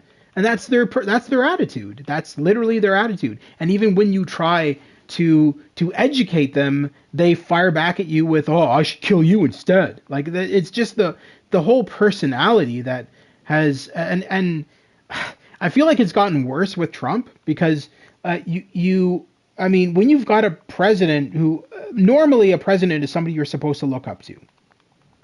And a majority of the Americans who look up to him, and they see that he's just tweeting like, oh, I wish I could execute Obama and blah, blah, blah, all the shit that he says on his Truth Social. And it's like, well, then you wonder why there's so many nasty people in America. Well, look at their leader. I mean, he isn't exactly helping matters. I mean, I'm sure that a lot of young Americans who are pro-Trump are thinking to themselves, oh, well, if Trump can go around threatening people's lives, I should be able to do the same thing. That's really insane, honestly. Mm-hmm. Oh, boy. We live in a really messed up world. We do. We do. At least we get to play some games to try to, take our minds off it sometimes. Exactly. Now, the thing I always told my friends, I truly mean it, is that I said to them, if I ever win like millions of dollars, if I ever win the lottery, I'm moving all of my American friends to Canada so that you guys can just get away from Trump. I said, I'll just find you all houses. Like Scrabble. Play some games like Scrabble? I don't even have Scrabble. You know, No, dude, I got a story. I showed on the stream last night this Scrabble game that I have here that I got from a bundle of stuff. Ooh. It's like Scrabble. Is it like a two-player game? I think so, but like you like Scrabble? Yeah, 1 to 4 players. I suck at fucking Yeah, Scrabble. I'll play it with you. I'm down. Yeah, I'm sure you will. You kick my ass too. Oh no. Would that be so bad, Mr. Egotist? Who cares? It's just a game. This is what I don't understand. See, I'm not competitive. I am not competitive. Like, I am one of the weirdest gamers ever. I'll play Call of Duty and I won't rage if I die. I'll be like, it's a game, whatever. Who cares? I'm like that with everything. When I play a game, I don't just sit there going, oh, fuck, and, whatever, like most of these gamers do when they're playing multiplayer games. I'll just be like, good game. I just don't care because, I mean, like, it's a game. At the end of the day, it's a game. It's not real life. I'm not actually dying in real life, so why would I fucking care? I suppose. Yeah, no, listen, if you're willing to play, then I'll play. Yeah. Anyway, what were you saying? I interrupted you. I apologize. Remind me what I was saying. I don't remember. I don't know. That's why. Oh, that's good. well, that helps. Yeah, I don't remember. I think Pirate Gear Boy distracted us. Oh, I said if I ever won the lottery, I would move my American friends to Canada to get them away from Trump. Oh, but right. knowing my luck, I'd probably win the lottery after Trump is out of office. I thought it was funny that he said that thing that you sent me that one of the clips was like that if Canada becomes part of the U.S., they'll have so much better health care. Oh, God. They have no idea what they're talking about. The crazy thing about that is like all the people that want to get like healthcare system that's like universal in the U.S., which may or may not be a great idea, but there's lots of people that like have talked about that, mostly Democrats. Yeah. And they always talk about Canada as the model. So, I don't know like what he's talking about, honestly. And like he doesn't like Obamacare and whatever else. So I don't know what the great U.S. model of healthcare is. Wait. So Trump said that in the video? Trump said Canada will have better healthcare. Canada will have better healthcare once they become like a 51st state or something like that. But we already have amazing healthcare. We don't have to pay for anything. I don't think he understands that. I mean, the truth is like just. Like now we're talking like an economics lesson here, but like you guys do pay for it, just it's you pay for it differently. Taxes. Like it's covered in our taxes. Exactly. Yeah. Right. So there's always a question of like what's better, what's the better method of doing it. But the healthcare system is definitely very good. Well, let me tell you something. I'd rather pay for it in my taxes than have a massive bill. I have some American friends who went to the hospital, and their bill comes out to like $4,000 or $5,000 for a hospital visit. And people like don't have good insurance, and then like they have to go to the hospital unexpectedly, and then all of a sudden they're like out like a shitload of money, and then they put like a GoFundMe up or something. Yeah, and I'd rather have the health care that Canada has than have to deal with that shit. Yeah, no, I totally hear you. Pirate Game Boy, how you doing today? What do you think about DRM? Do you like DRM? Do you like DRM? Isn't DRM your best friend in the whole world? I mean, do you love? If you're a publisher, you probably like DRM. Do you love not being able to play the game that you bought? Isn't that fun? Oh, by the way, DRM is so cool, man. DRM's amazing, bro. I love it. That's pretty funny. We were talking before the stream about this. We were complaining. I was complaining about how Toronto bubbles. Jeremy. Toronto. How do you know me, man? That's pretty funny. That's a long time ago, bro. You can only make one copy of your Microsoft Adventure disc. That is a long time. I don't even do that shit anymore. That is funny. I wonder who that person is who knows you. But I thought that's sort of amusing. It's me. Yeah. So I don't know who me is. It's me. London Bubs. Oh shit! Oh, how you doing, buddy? Who's London Yeah, Bubs? he's another Bubbles impersonator from London, Ontario. Oh, yeah, that's funny. That's awesome. So What were we talking about? Oh yeah, we were talking about games that just disappear. And like I was saying, I got this book. That Limited Run Games published this book that was made by Kurt Collada from Hardcore Gaming 101, which is a really good website, by the way. And Kurt is a really good guy. I've met him in person a few times. And they've released a lot of books that are good. This is the first book, as far as I know, that's been published by Limited Run. And it's called something like Movie Games of the 80s and 90s or something like that. I told you a little bit about it. There's this whole section of, like, it's like the first 30 pages are all Star Wars games. And then it starts going to Indiana Jones games. And then so you're not saying FMV games. You're saying like just games based off of movies. Yeah, any game. They try to cover any game based off movies that came out in the 80s or the 90s. But like in the case of Star Wars, they do have some titles like in the 2000s and later. Yeah, especially of course. Like if a game got like a sequel later on. Well, it didn't try to mention the sequel. Didn't Star Wars make more games than Star Trek? I swear that Star Wars has billions more games.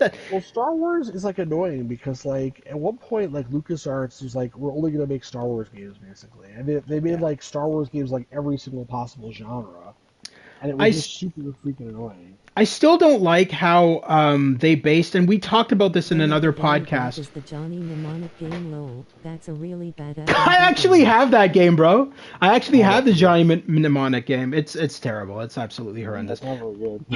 and Keanu Reeves wasn't even in it. They just got some really bad actor. But anyway, what was I saying? So. The thing I really didn't like, and I've talked about this before, is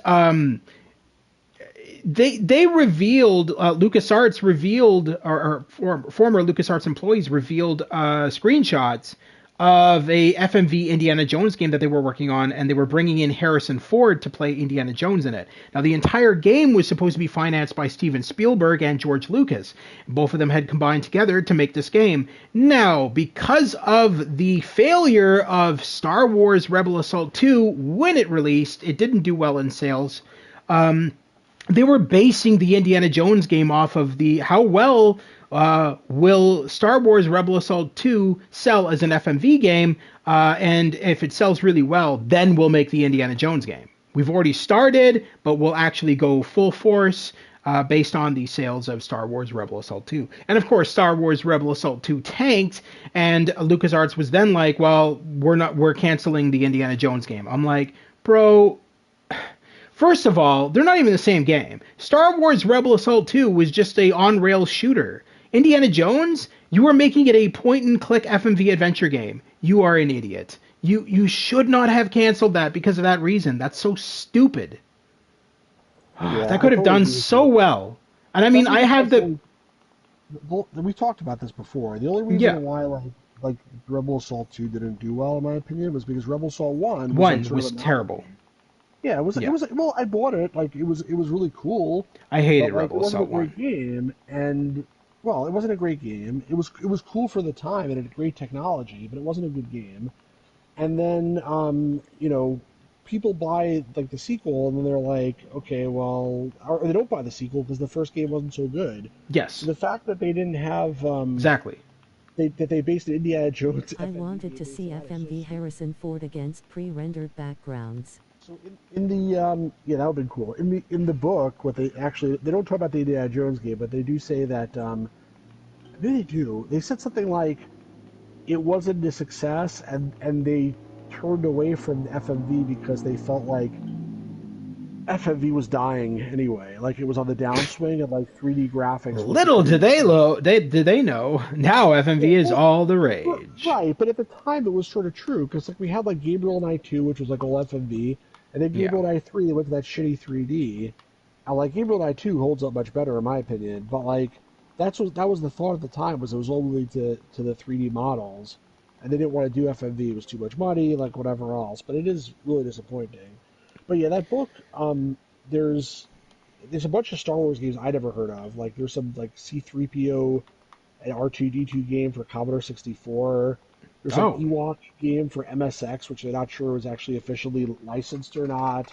There's like unreleased games for the Atari 2600. There's like all sorts of stuff that they had in there. So it's a very well written book.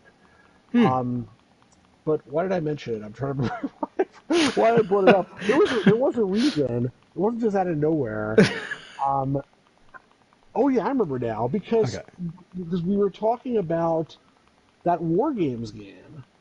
Yes. So like a year Star ago. Wars Attack on the Death Star for PC 98 and X68000.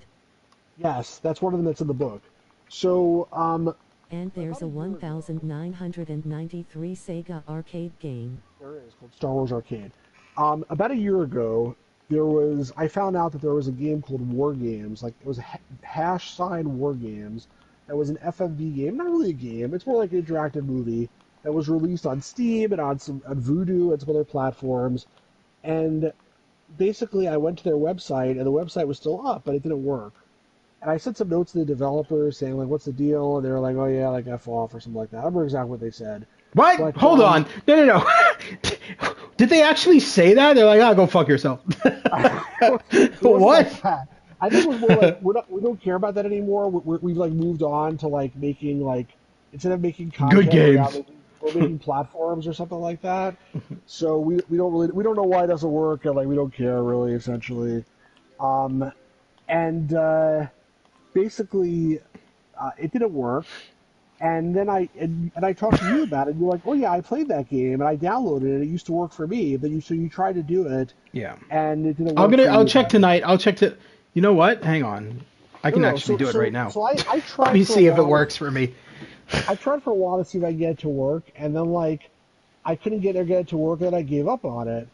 I'll do it later. I couldn't even find like a good YouTube video on it even at the time. But anyway, Yeah. I was talking to the Gamers Grotto about this right before the podcast because we were complaining about DRM, about how stuff goes down and disappears and you can't play it anymore, and then it's gone and this and that. And then like while I was talking, I just like keyed it in and all of a sudden it was like working. Like what? What the hell? It's working? I might actually stream this tonight because I'm afraid if I wait till tomorrow it won't work. I may have to stream it now while it's actually working. But like maybe I thought we were going to do the fix the Scrabble problem. thing, man. Well, No, that could be different. you had plans. You had plans to do something else that I was looking I forward know to. I I'm was not. gonna do that RPG. I want to do that RPG tonight. But you said you're not even sure if you could do it tonight. You said you're not sure yet. Well, no, I'll let you know as soon as possible. I mean, Well, like, there's a I high understand. chance. I'm There's just a high chance that I'll be free. I'm not saying for sure I can do this tonight. I'm just saying I'm like literally afraid that like a door opened to another dimension and it's like streaming from this other dimension and it's happened to work right now. If I wait till tomorrow, it's all of a sudden just gonna be You down sound again. insane. Maybe. But life is insane. Like things all of a sudden work and they didn't work before. And like I was supposed to expect it to be working tomorrow. I don't know. I have the funniest feeling that if you stream it and it's just gonna like stop working during the stream anyway. I don't know. Do me a favor. Just wait. I'm gonna test it out on Xbox. I'll let you know. Okay. And then once I let you know if it works on the Xbox or not, you can go from. We'll go from there. I'm fine with that. All right. I'll test it out after. I'm not going to do it right now. I'll test it out after the podcast. But I know that for me, for the longest time, it wasn't working. I did already beat the game when I obviously bought it. It's okay. The acting sucks ass. I'm not going to lie, but It's not much of a game, right? So from what I recall, there is interactive scenes in it, but it's more like you're looking in on people's lives as like a hacker. I don't know. It feels more like it's more like in tune with like Night Trap and those kind of FMV games. It's that kind of a style. Yeah, I think it's something like that because you switch cameras and stuff. Yeah. But yeah, and to your point, it might break like halfway through the game. I'd be like, sorry. That's why that's why people ask me, well, what's the point in you streaming a game if you've already beaten it? Well, that's exactly why I stream a game, because I like to test it out first to make sure that it's not gonna fucking crash in the middle of a fucking live stream.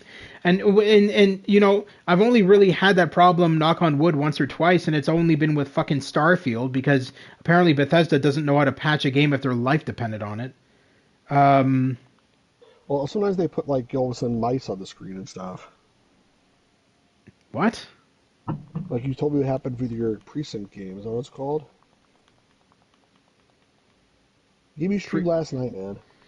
Oh, that wasn't the Precinct. That was oh god, yeah. That's something else. That drove me nuts. Oh, the one that was before That that. I was forgot.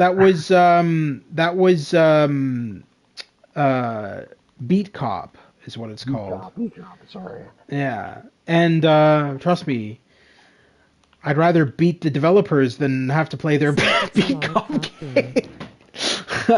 Pixel art cop game. I think I have that Beat Cop on physical, actually. Well, I know that initially I streamed it way in the past and I never had any problems, and you were a part of that stream, and you had never heard of that game. And I saw like in the comments of the old video that I streamed like 5 years ago of Beat Cop, and there's a comment from you saying, "What is this game? I've never even heard of this. This is so cool. I need to buy this." Yeah, I think I did buy it. Yeah. But actually, that's really funny. But I think, you know what happened the other day that's really crazy? I was on eBay. I was like surfing eBay, and I came across this listing, which it was like this guy saying like, I'm starting a new publisher of physical games, and this is the first game that I was able to license from the developer. And I'm publishing this physical edition for PC, and it was like $20 or $25. It wasn't that much money. Okay, what is it? And it was 10 copies available. This is like, his first batch or whatever. And so I went ahead and bought this game. You're keeping me in suspense. Come on, just like a movie trailer. I'm doing it intentionally. Jesus. Guess which game it was, because it's a game, Pirate Gamer Boy, that we talked about not that long ago. A game that I streamed on my channel already. But I think I played the PS4 version or something, and it was a really, really shitty game. But I still bought this anyway, and I'll tell you the rest of the story. But Shibuya Scramble. Not Shibuya Scramble. That's a good guess. The worse than Shibuya Scramble. How? No, that's not possible. 35 millimeter. That's right, 35 millimeter. This guy is publishing 35 millimeter for PC. Do you remember 35 millimeter? Gamers Grotto? I have it, yes. Do you remember the game? Yeah, it's by a Russian developer. Yeah, I know what it is. Yeah, Sergei Nostov or something? Yeah, so the only good game he's made, the only good game he's ever made was the one where you play as the robot and humanity has been destroyed and you play as this robot. Oh, it's so good. It was so good. Was a pretty decent game, I agree. I loved it. But the 35 millimeter, do you remember the part with the dogs? That's what you see the dogs. Do you remember the part with the dogs? No, I gotta be honest with you. I was watching you stream that game, and then I got so You can't see a damn thing as they eat your face off. I got so annoyed with watching your stream of the game that I ended up leaving, because I was like, oh god, this game is just even watching the game being played is just driving me insane. Well, if there was a part of the game where like you have to go into a room to progress, and then there's a cutscene, and you see like these dogs come out of like the shadows. And then there was that nightmare scene that took fucking forever, and you could die in it. Yeah, there's that nightmare scene too. Oh my god, I forgot about that. That was the one like on the train track. So what out of all the games this motherfucker could have published, he wants to publish this pile of shit? Yes, wait, so like there's a cutscene, and like there's dogs that come out of the shadows, and then you have like a gun with like 6 bullets in it, and it takes like 4 or 5 bullets to kill a dog. Oh, that's fantastic. You have to like run like on top of this ledge so that the dogs can't get you, but it's like so hard to get up there, and like if you like take one wrong step, they jump on you and kill you, and then you have to like reload and play it over and over and over and over again. And even if you get up there, you could barely kill them because you don't have enough bullets. And there's maybe like one other place you could pick up a bullet or something like that. Sounds like a masterpiece. Like, horrendous. And then he's right. There's a nightmare that you have where you're like on a train station or something, and then there's all these like soldiers or something that are coming marching at you. And this one you have a gun, but like they're just endlessly coming at you. And if you like die in the game, it's a game over. If you die in the dream, it's a game over, basically. So anyway, yeah, why? I have no idea. So I wrote the guy a note, and I said, listen, because actually I bought the thing. He sent me a note saying, thank you so much for supporting my company. I really appreciate it. Da da da. So I wrote back to him and said, listen, just FYI, I streamed that game. It's like one of the worst games I've ever played. But I really did want to support you, like because somebody who's actually like trying to support physical media. Even though I have the game on PS4 already and I didn't need it on PC. What did he respond back? Did you actually said that? Yes. What did he respond back? He did respond back. He's something like, I know, yeah, Moat Games. That's what it is. Moat Games is the seller. He said something like, I know it's rough. I don't know. Let me see. I'll find what he said. Hold on. He said,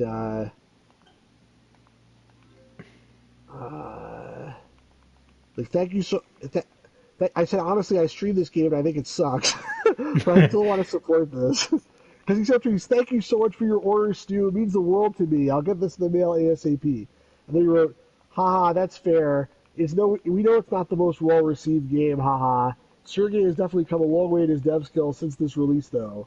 Anyways, thank you so much for supporting this project. We're lining up more indie games. And the game comes on a DVD that you can just put in your computer and install. I gotta admit that last part that he says, Sergey has come a long way. I gotta say he has, because like I mean that robot game that he made, you need to stream that on your channel because that game was so good. Oh, you didn't? I don't think we're talking about the same game, bro. Seventh Sector, it's called. It's like the game where you start off like as a spark, and you're like moving from wire to wire. And then you no, that's not the game.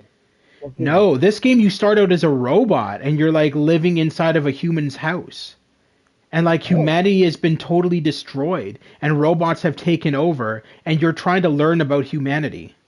Wait, this game, but I think I played that too. I'm not sure now. Hold on, let me look. It's a point-and-click adventure game, the one I'm talking about. Hold on, let me look. I'm trying to find... I'll find the name for it, because I have it installed. I'll find the name of it for you at some point if you can't find it. But, House of Lost Souls? No. Pause and Soul? No.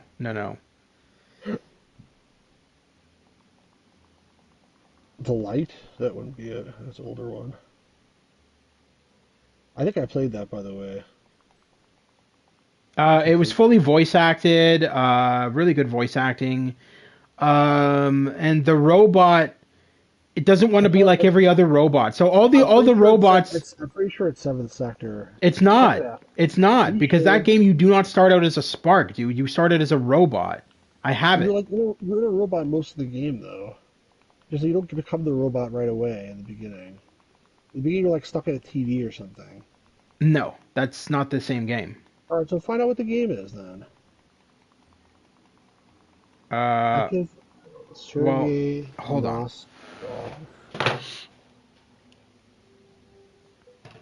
Born in Soviet Union. No.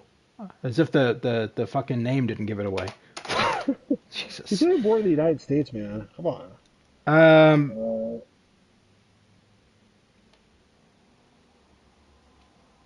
It's called the Seventh Sector.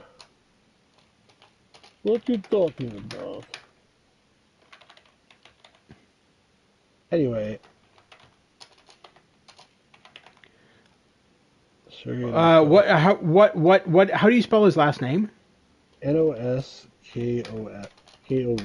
Noskov? Yeah.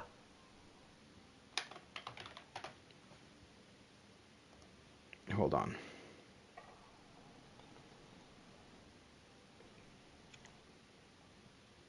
I think Seventh Sector is the sequel. This game called Sixth Sector then? Just give me a sec. I'm looking shit up, man. I'll let you know in a sec.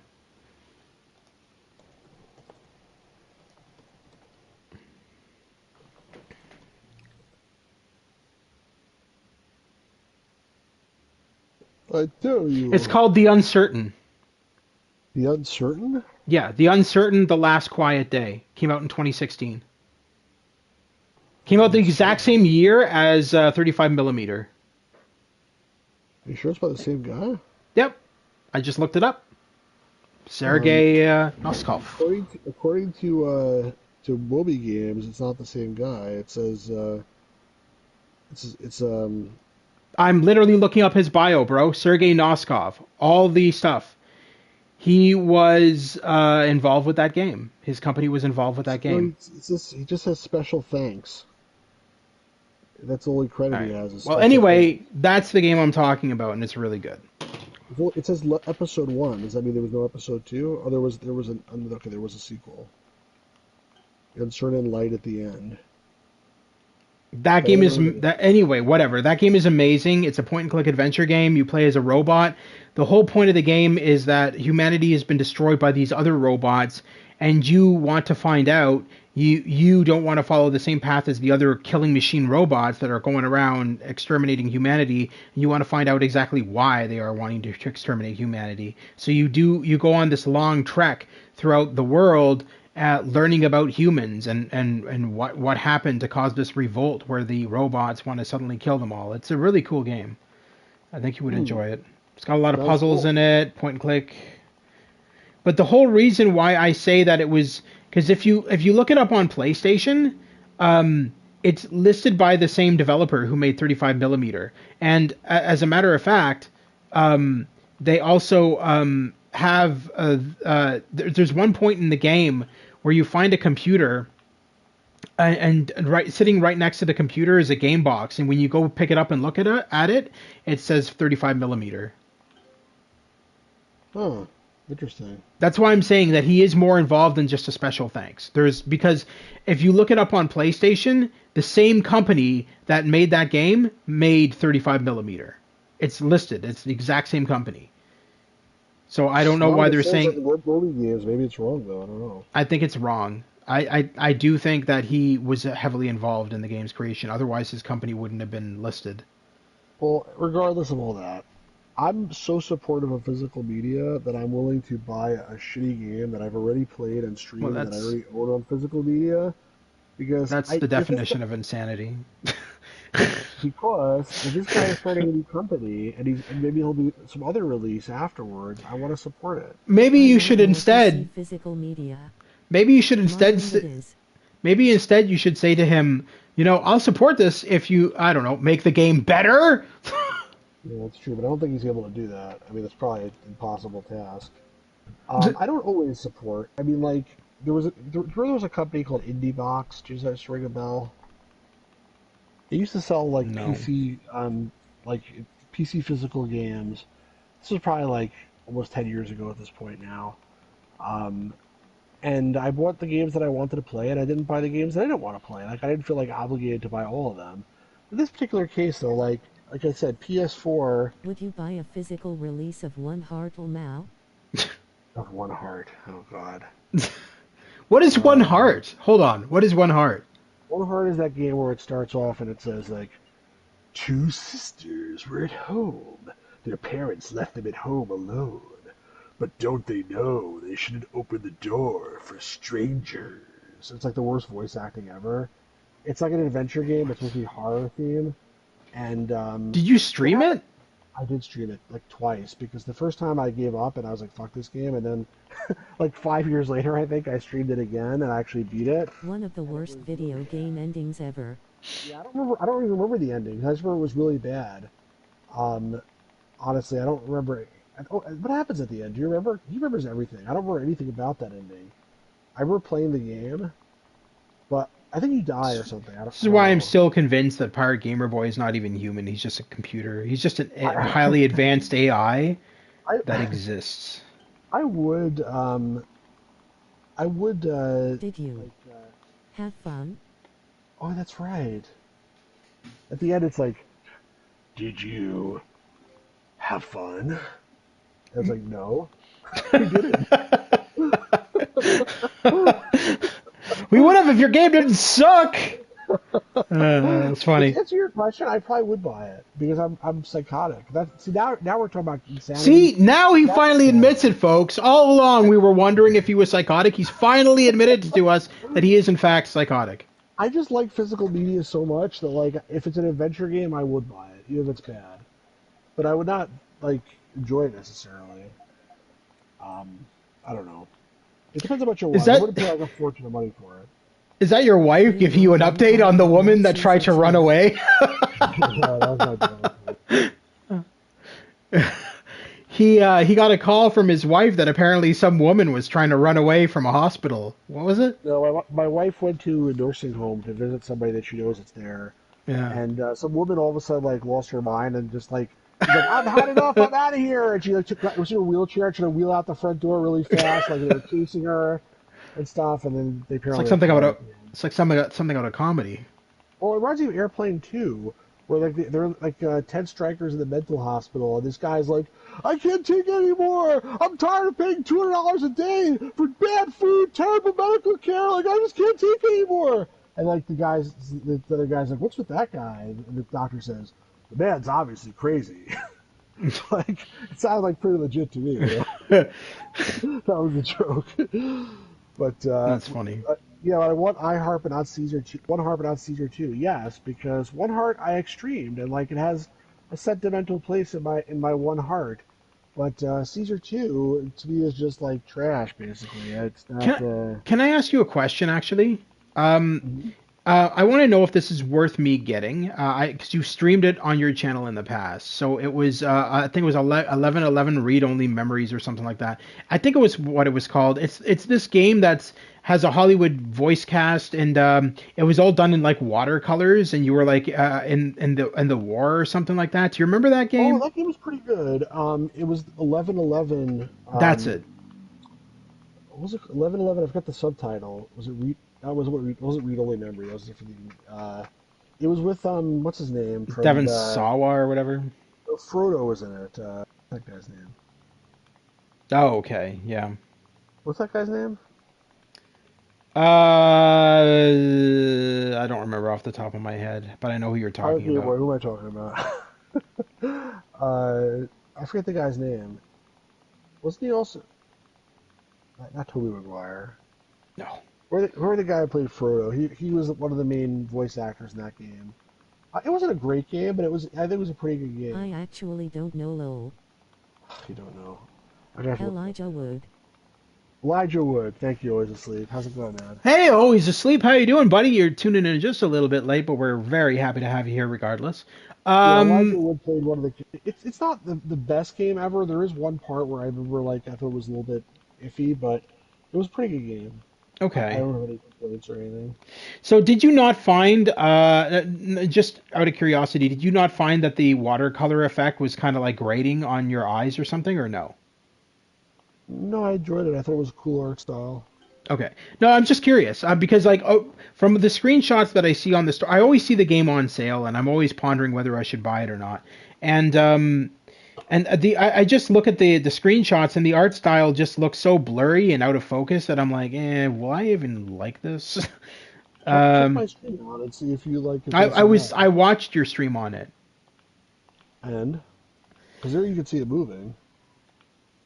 I don't know. It was mostly the cutscenes that were like really watercolor, if I remember correctly. I don't think the actual game was like super heavy watercolor. I mean, I think that was probably kind of annoying. don't get me wrong. I like stylized. I like games that are different, that are not carbon copy like every other game, and that's why I bought Harold Halibut, which remember that game was all stop motion dolls, Yeah. and none of that was actually game graphics. It was all like actually filmed, and I love streaming that game, and I loved that game. But there's certain there's certain games that release that I'm like, well, maybe that's a little bit too far for me. I don't like. I do like innovativeness, and I do like games that don't copy one another. That's why I don't like most modern shooters because they're just copies of Halo and that kind of stuff.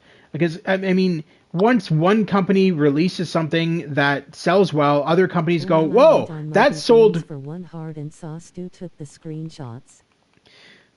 once." I guess at one point I was probably very diligent about something like that, and it's the only time I ever did it. But I don't. Did I really take the screenshots? Jeez. It's Once funny. From opening cutscene, dumb parents leave dumb kids home alone. So I wrote the screenshot of it's oh gosh. All right, I don't remember doing that, but I guess I did. This was like in 2020, so 6 years ago. I don't know why I did it. time flies when you're having fun on shitty games, I guess. Time flies when you're not having fun, basically. Time flies all the time. Let's just say that. But yeah, going back to what I was saying. So there are certain games that I hate when game companies, and a lot of game companies are guilty of this. They'll be like, this game sold really well, and it's this style of gameplay, so let's make our game the exact same. Yeah. There's actually several games that have come out since Cyberpunk 2077 that are doing the exact same style of game, set in a cyberpunk universe. And it's like, well, their logic of it is like, well, Cyberpunk 2077 did really well, so if we make this game, it'll do just as good. Like, what? Can't you just come up with your own shit? Like, I don't understand. Like, why do 90% of game companies have to copy one another? I don't know. It's so annoying because there's like literally no originality in the video game industry anymore. It's like, well, GTA 6, let's make an open world game like GTA. Leslie Benzies is a prime example of this. So Leslie Benzies was a game developer. He's credited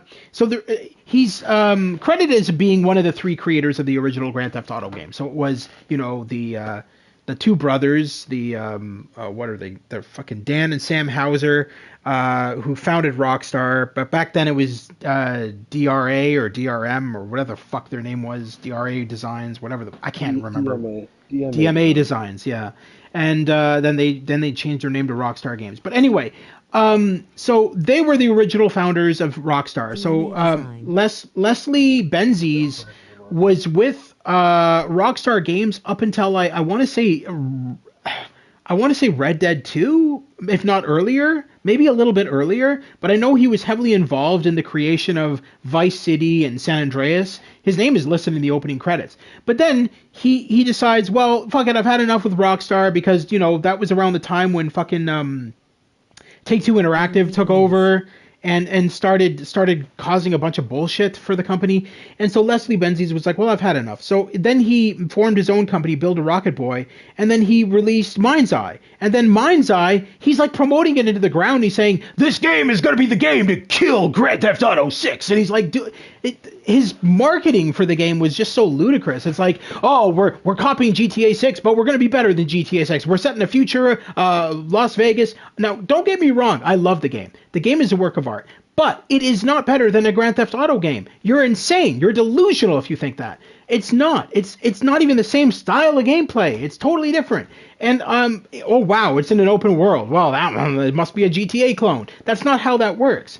And I remember streaming it one time. I streamed the first part for you, and I never streamed the rest because at the time it was very buggy. But I remember streaming it, Stu, and you were watching it, and you said, this game is really fucking good. I love the story. I remember you saying that. And you really enjoyed it. And I do plan to stream the rest of it. I just haven't...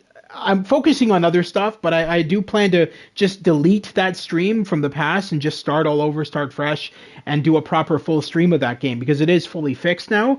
But I mean... I hate that developer mindset, and that's what really pisses me off. So he leaves Rockstar Games, forms another company, and then tries to make a game to overthrow GTA 6. It's such stupid mindset. It's like, why can't you just make a game that's original to you? Why is it that you guys, all these developers, they all think, well, I want to make my game better than this game, but it's going to be the same formula. Fuck off. What makes you think 99.9% of players want to play just GTA 6 clones all the time or GTA clones all the time? Make something original. Like, oh my God. And it happens more and more. And I'm just like, dude, is the originality in the video game industry just gone at this point? Is everybody just like, well, it's all about the money. Well, if this game did like open world, if this game sold really well, we're gonna clone it and make it our own. Fuck off. I mean, pretty much. Nowadays, like, everything is about like open world. It's like, you know what I mean? Like, and I don't mind open world games. I actually do enjoy them. But I mean, Christ Almighty. I like them a lot, actually. But Triple A games like, anyway. Yeah. No, that's what I'm referring to AAA games. Always Asleep. I'm not referring to indie games. But no, AAA games. Like, I mean, it's been a thing for so fucking long. Do you guys remember when GTA was the only open world game, and then suddenly Saints Row comes along and says, "Wow, we're gonna be like GTA, except we're gonna be funnier." It's like, oh, okay.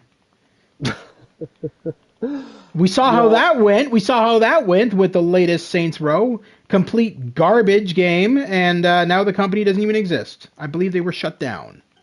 You reminded me of this book that I was reading.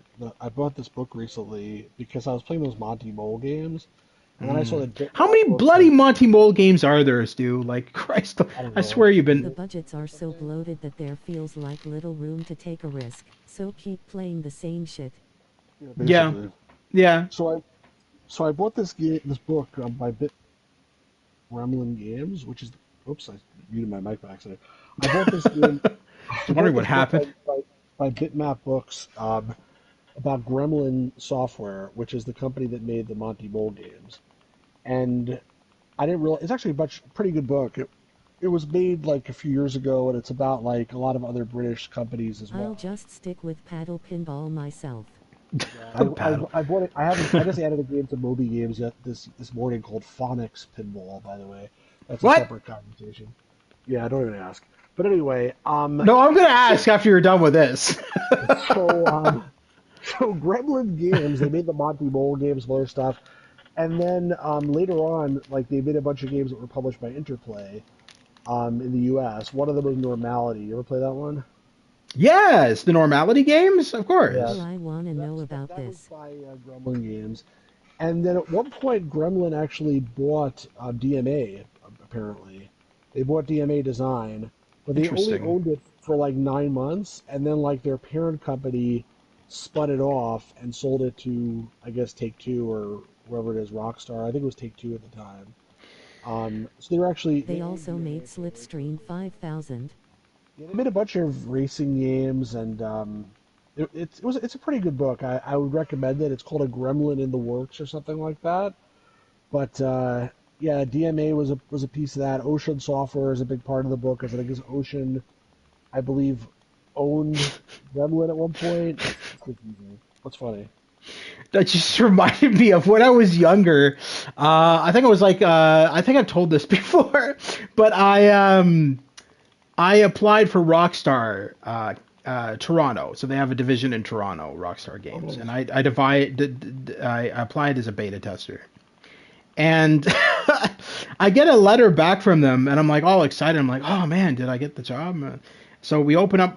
I was young. I was like, I want to say like 17, 18. And me and my mom opened up the letter. We're all excited. We're like, oh, maybe I got the job. I moved down to Toronto and worked for Rockstar Games. And I applied for a beta tester, because back then beta testing was done within the company, whereas nowadays beta testing is done by the gamer. But anyway, that's neither here nor there. We've already talked about this already on the podcast tonight. But basically what I'm saying with that, I'll quickly give a rundown on that. Modern games don't use beta testing. That's why a lot of the games come out buggy, because they expect you at home to beta test the game for them. And then they have you report the bugs, and then they release patches. They do not hire beta testers anymore. But back then they did, and I applied as a beta tester for Rockstar Games, and I received a letter back from them saying, I'm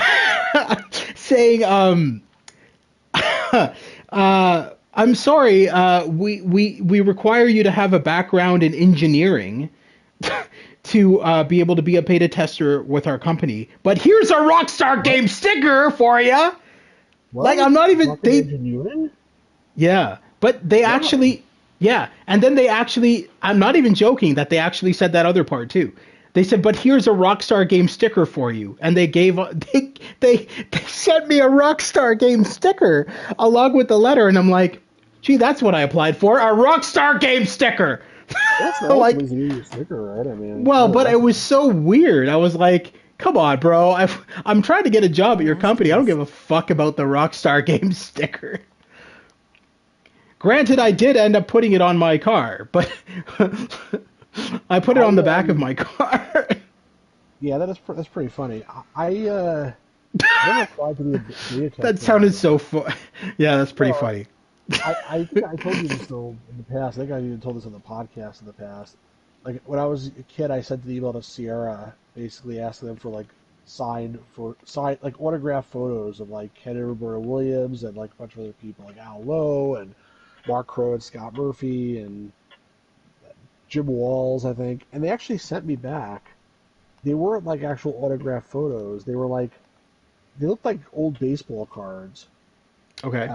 It was like I've seen like some old baseball cards I they're like resent hard and they're resent share screen to you, by the way. yeah, I was about to ask you that.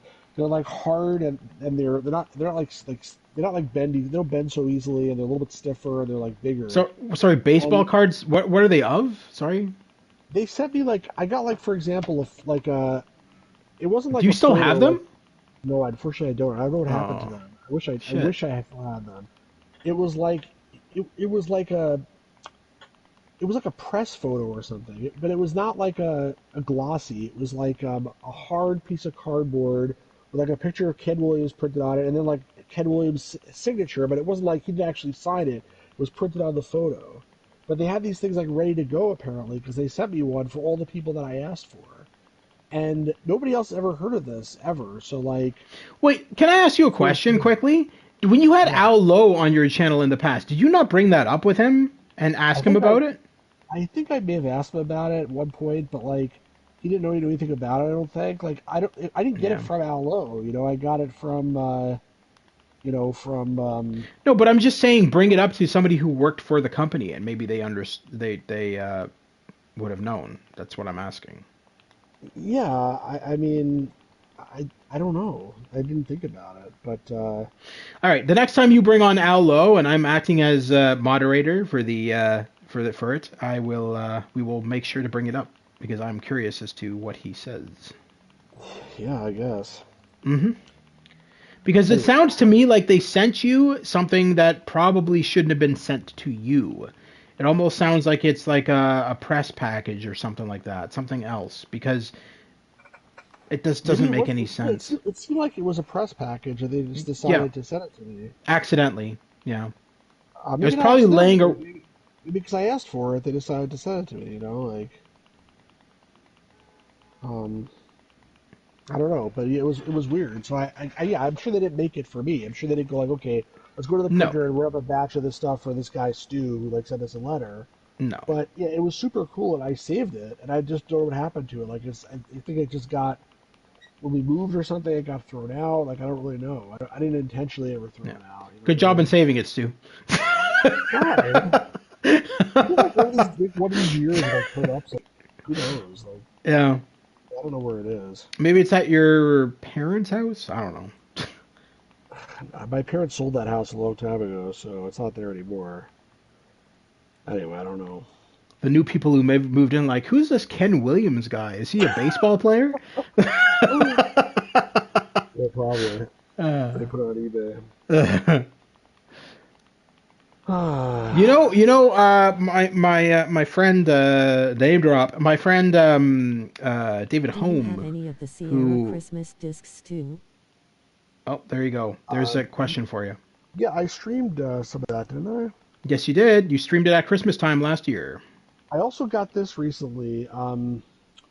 I got this thing which is there's a thing called Magazette, or I've sometimes seen it called IBM Magazette, and there's a whole bunch of things they publish like discs that are like it's like they have some games or whatever or demos, and I found with one of them that it came with a Sierra demo disc, like it was like a bonus demos from Sierra Online, a 5 1/4 inch disc. So I bought it, and I got it not that long ago, and it has the following demos on it: Police Quest, Space Quest 2, Mixed Up Mother Goose, Thexter, Helicopter Ooh, Simulator, and Thexter. Leisure I Suit remember Larry. Thexter. I don't think I played this one. I've streamed some 3.5 inch discs. I don't think I had a 5 1/4 inch one before, so this is something new to me at least. And I don't think the ones that I had had Dexter on it, but I could be wrong. But yeah, anyway, I'm gonna check this out as well and stream it at some point. But it is pretty cool. It comes with like a little Anyway, I think I did stream this a Sierra thing like not that long ago too. That was like it was a shitty Dexter's a demo though. classic. Yeah, Thexter is good. I have Thexter 1 and 2. I never They were played good Thexter games. because back in the day I was like, oh, that's not an adventure game, so who cares? But I've heard that it's really good, and I do own a copy of it. It's an okay Straight from Japan to America, thanks to Sierra. it's an okay Yes. side scroller. It's not bad. It reminds me a lot of Metroid kind of style game. Like classic Metroid, not the new shit. Obviously, the new shit is all first person bullshit. Um, but yeah, no, I really want. So going back to what I was talking about The with David family phone version is kinda shit though.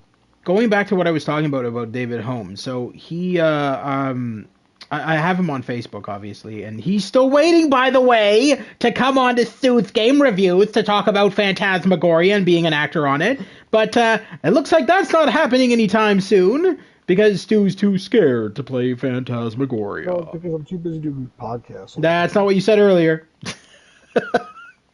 You didn't say that earlier. You said you're too scared.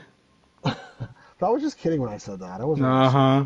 All right. Anyway, so I don't know. So what I might end up doing instead, if Stu's okay with this, maybe we'll just have him on one of the podcast episodes, and we'll just talk with him there, because he's still waiting patiently, and he keeps on saying, so what's happening with this? Are we just still doing? I said, I don't know what's going on. Asking. He must be like really desperate to do this thing. Well, no, he just keeps on. I guess he keeps on remembering. He's not desperate. He's so busy. He does conventions 24.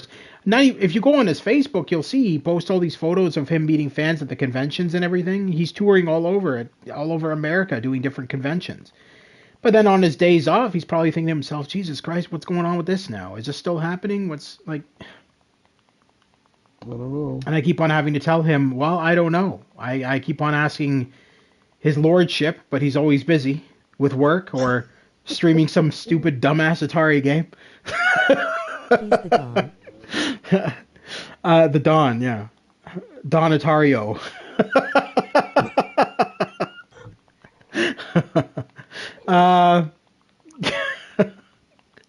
But I hope we get to do that either on my channel or on your channel, something. I still want to fix that capture card at some point so I can start streaming the older games on my channel. Yeah, for sure. So we need to do that. It was funny though. The one day I got so sick of waiting for this man to help me with the capture card that I started asking AI the one day. I told him, and AI was like, oh, it was funny because AI goes to me, oh, that's an easy fix. You won't even need Stu's help. I'll do it for you. And I'm like, no, it's okay. I'll wait until he helps me, but thank you. Eventually we'll do it. Eventually. Is this like Phantasmagoria eventually? So sometime within the next century. Or two, or three. Well, I mean, I don't think I'm going to live 3 centuries, so it'll have to go before that. I don't know, man. You're healthier than your dictator, Donald Trump. That's probably true. But actually, on that note, I am starting to get a little bit hungry, so I think it's starting to. Stu's gonna live to 600 years old. 600? 600. The guy in the Bible lived to 969 years old, but I'm not. Really What? You're bullshitting. No, seriously, Methuselah. That's why. You remember there was a. Are you talking about the Bible shit? Is that what you're talking about right now? There was an original Star Trek episode called Requiem for Methuselah. Oh, it was about Star this Trek. guy who supposedly lived like many years. No, but it's named after this guy in the Bible named Methuselah, who supposedly lived 969 years. That's what it says. And he was in pain the entire time. He's like, oh, my appendix! I wish somebody would just kill me already. He wasn't Jewish. It wasn't Larry David. But it wasn't Larry David. Is that what you just said? Yes. That's funny. I'm thinking of this Methuselah on Star Trek. As soon as he's like, it's great to be living so long, and then as soon as Shatner opened his mouth for the first time, he's like, kill me now. It wasn't a very good episode, by the way. It was a third season episode. It was okay. It's about Kirk falls in love with this woman, and it turns out she's an android. and the Is this with Harry Mudd? no, it's not with Harry Oh, Mudd. It's um, basically the guy that made her is like this guy who lived like so many years or whatever, and apparently he used to be Mozart or Brahms or something, and fucking hell is he used this? to be other things, some alien. And he made this android, but she doesn't have any emotions. But then, like when Kirk starts playing the moves on her, she starts like getting emotions because she starts getting like turned on by Kirk. You know, speaking of food, I wish I could have pizza right about now. Yeah, me Maybe too. tomorrow. So, so um, So so random. this guy like wants Kirk to like basically awaken her emotions, and then he can kick Kirk out, and then like she'll love him, is what he thinks. But she ends up getting so like What? confused. Yeah, that's his idea. But she ends up getting so confused by the emotions because like she loves Kirk, but at the same time she loves him like a father or whatever, and she gets all confused and she breaks, and she like it doesn't work anymore. And then Kirk is really sad because he loved her so much. So that at the end of the episode, Spock does a mind meld on him and basically makes him like forget about it, without asking his permission. He just like he puts him to sleep and then he like puts his hand on him and he says forget. And then, like, if you saw Star Trek 2, which I'm sure you did, right? The Wrath of Uh, Khan. yeah, me? Yes. You know, like, how Spock, like, puts his thing in McCoy and he says, remember? That's supposed to be a Hold callback on. to this Can you rephrase that a little bit?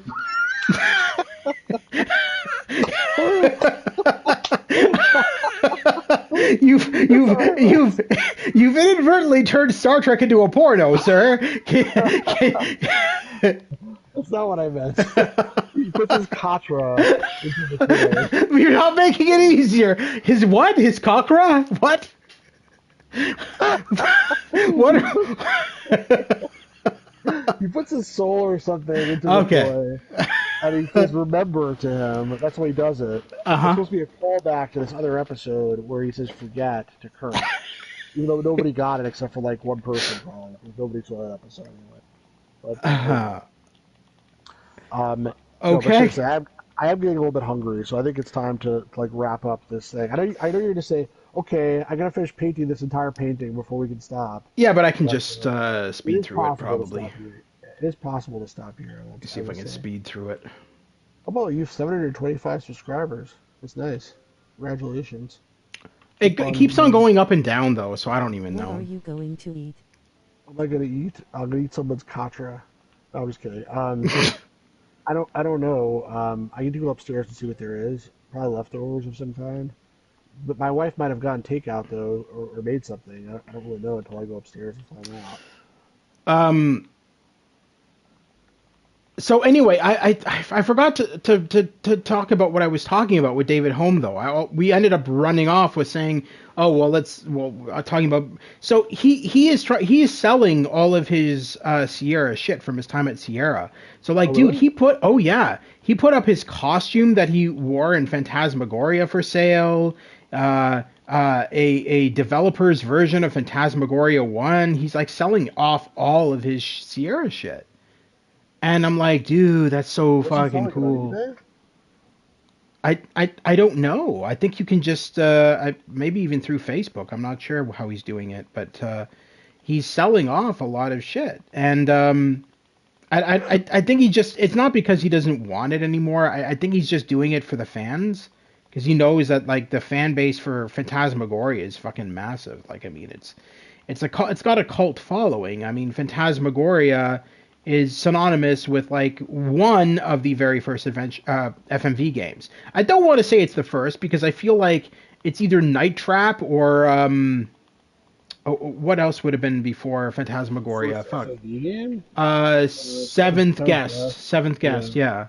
But we don't like count I Seven still Guests because that remember game when was Allo terrible. tried to sell his Sierra stuff years ago. Yeah, What? me No. too. What do you mean? What happened with that? You make it sound like it Well, was something bad happened. well, first of all, Al came to me and he's like, I want to sell this stuff. And he's like, do you want to Why buy didn't it? you say sell it to me? Oh yeah. Okay, you did. Okay. But you see, I'm an extremely nice person, and I basically said to him, I would love to buy some of this stuff, but realistically, like you could get way more money from like by auctioning it than you get from me because like I don't have like the kind of money that some of these people have, nor would I want to spend it if I did on some of these rare items that you have. Like I was like, What listen, was he I'd love trying to to sell have it. you? Um, like he had some rare games like that were like published by his own personal company before Sierra published them. Like Dragon's Keep was one of them, and Bappa Bet is an even more rare game. Um, and he had a couple. He had a copy of each of those. He also had source Metal code Jesus Rocks for did a video about it. yeah, Metal Jesus Rocks ended up doing a video about it. He also had source code for Leisure Suit Larry and whatnot. But he had a lot of rare games. And listen, I really wanted some of it, but like he's my friend, and I wasn't going to take advantage of him. Like, and I it's like if it was like rolling in the dough and he had like millions and millions of dollars in the bank or something, like I would Mhm. be like, okay, like whatever. But I'm pretty sure that's not the case. So I basically said this is what I think you should do, and he ended up listing it on eBay, and like I did bid, but like I was right. Like stuff that I wanted went for like 10 times the price I was willing to pay for it. Did But he one ever of the come things back and thank you for that suggestion? Yeah, of course he did. And then one of the things he tried to sell was the source code for Leisure Suit Larry that he had a discs for, and basically it got picked up by the news, and they published a news article on it. No, God. And then Activision or whoever it was at the time sent him a cease and desist, so he Of had to take course. it down. Of course. Um, yeah, I mean, of course it makes sense, but like he I guess he figured at the time like it's not worth anything or whatever. But it was actually people were going to pay a lot of money for it, and that, as far as I know, he was not able to sell afterwards. But he And did I send me really, uh, a couple of things, just like small gifts or whatever. Like he sent me like a hint book for the Black Cauldron, which is a game that he worked on. I think it was Roberta Williams' game, or is it an Al Lowe game? I'm not even sure now. it was an Al Low. Yes, it was an Al Low game. Yeah, he Okay, was so the he sent me a director. hint book for the Black Cauldron that's sealed, and he signed it, which was really nice of him. So Like the Black it's Cauldron. Oh, go ahead. low game, yeah. The all I was going to say was the Black Cauldron is a really different Sierra game in that it was all done with a parser interface, but you didn't type. It was What? so weird. Yeah, no, it used like little icons almost. It was really interesting, Like multiple almost choice like or something? Yeah, yeah, no, not multiple choice. It just almost like a like the verb, like almost like LucasArts. almost no. It was It didn't meant to even be use simple for the kids, I guess. it didn't even use that. It was like you used your mouse and clicked on whatever you wanted to interact with, and it would interact with it. It didn't. It was, but he was using like the old AGI style animation. It was so weird. It was like maybe at a time when Sierra was was uh transferring over to AGI, I guess, and that was like a mid between. I don't know, but it was really different for compared to all the other stuff. Yeah, but yeah, continue with what you were saying. So yeah, he gave me a like a, this so this the old original hint books for Sierra games like were used like invisible ink marker to reveal the answers. So even if you have one of them, like if you buy one used, chances are like it doesn't work because the invisible ink was already used up or whatever. Like it's been revealed and then it faded afterwards, so you can't read it. Black So Cauldron is a I 1985 game, I think. Yeah, it's not that I needed this hint book so badly or anything, but like basically that book came with the book and the pen, and then like in a plastic case, and then that's how they should put it on the shelf with a hook or something, and that's sealed. And so that he signed on the outside of that. So I don't plan to really ever open it. Maybe I will, who knows? But like, it was really nice that he gave me just as like a a token of appreciation, I guess, for helping him. But yeah, super nice guy. You know what's crazy? I still have the original King's Quest One hint book, like the one that you had to like unveil the hints with a stupid marker. That's what I'm talking about. I actually Yeah, have that too, yeah. only because a few years ago I saw somebody selling a sealed one on eBay. It was very cheap, and I was just like, done. Like so I have that. Those are the only two I have. I have the Black Cauldron that Allo gave me, and I have the King's Quest one that I bought um, because it was cheap, and I was just like, yeah, hell yeah, basically. Um, but yeah, anyway, that was the story with the Allo stuff. But Yeah, I think we should wrap it up. I'm getting pretty hungry. It's already like 8:30, and I gotta do some shit here with my kids before they go to bed.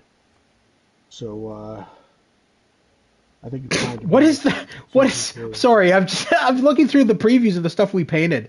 Wind dust kits. This is supposed to be a geometric owl. I don't know about you guys, but I don't think geometric owls really look like that. But you never know. We didn't pay the DLC for that one. I don't know. No, that's just a glitch for whatever That reason. pomegranate looks really bad, by the way. I It bet looks you if I go fine. back into this, it's going to show up. Yeah, see? I don't So know. It's weird. just a glitch. So weird. All right, anyway.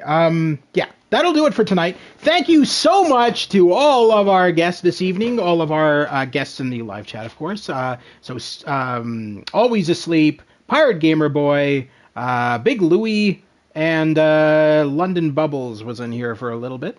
And thank you again to my co-host, Stu's Game Reviews, who really hates DRM and wants to punch somebody in the throat who made DRM, yes. Anyway. Looking forward to Stu's Master Type stream. Master Type Master stream. type. Why master type? Why'd you say that? I'm just now I'm confused.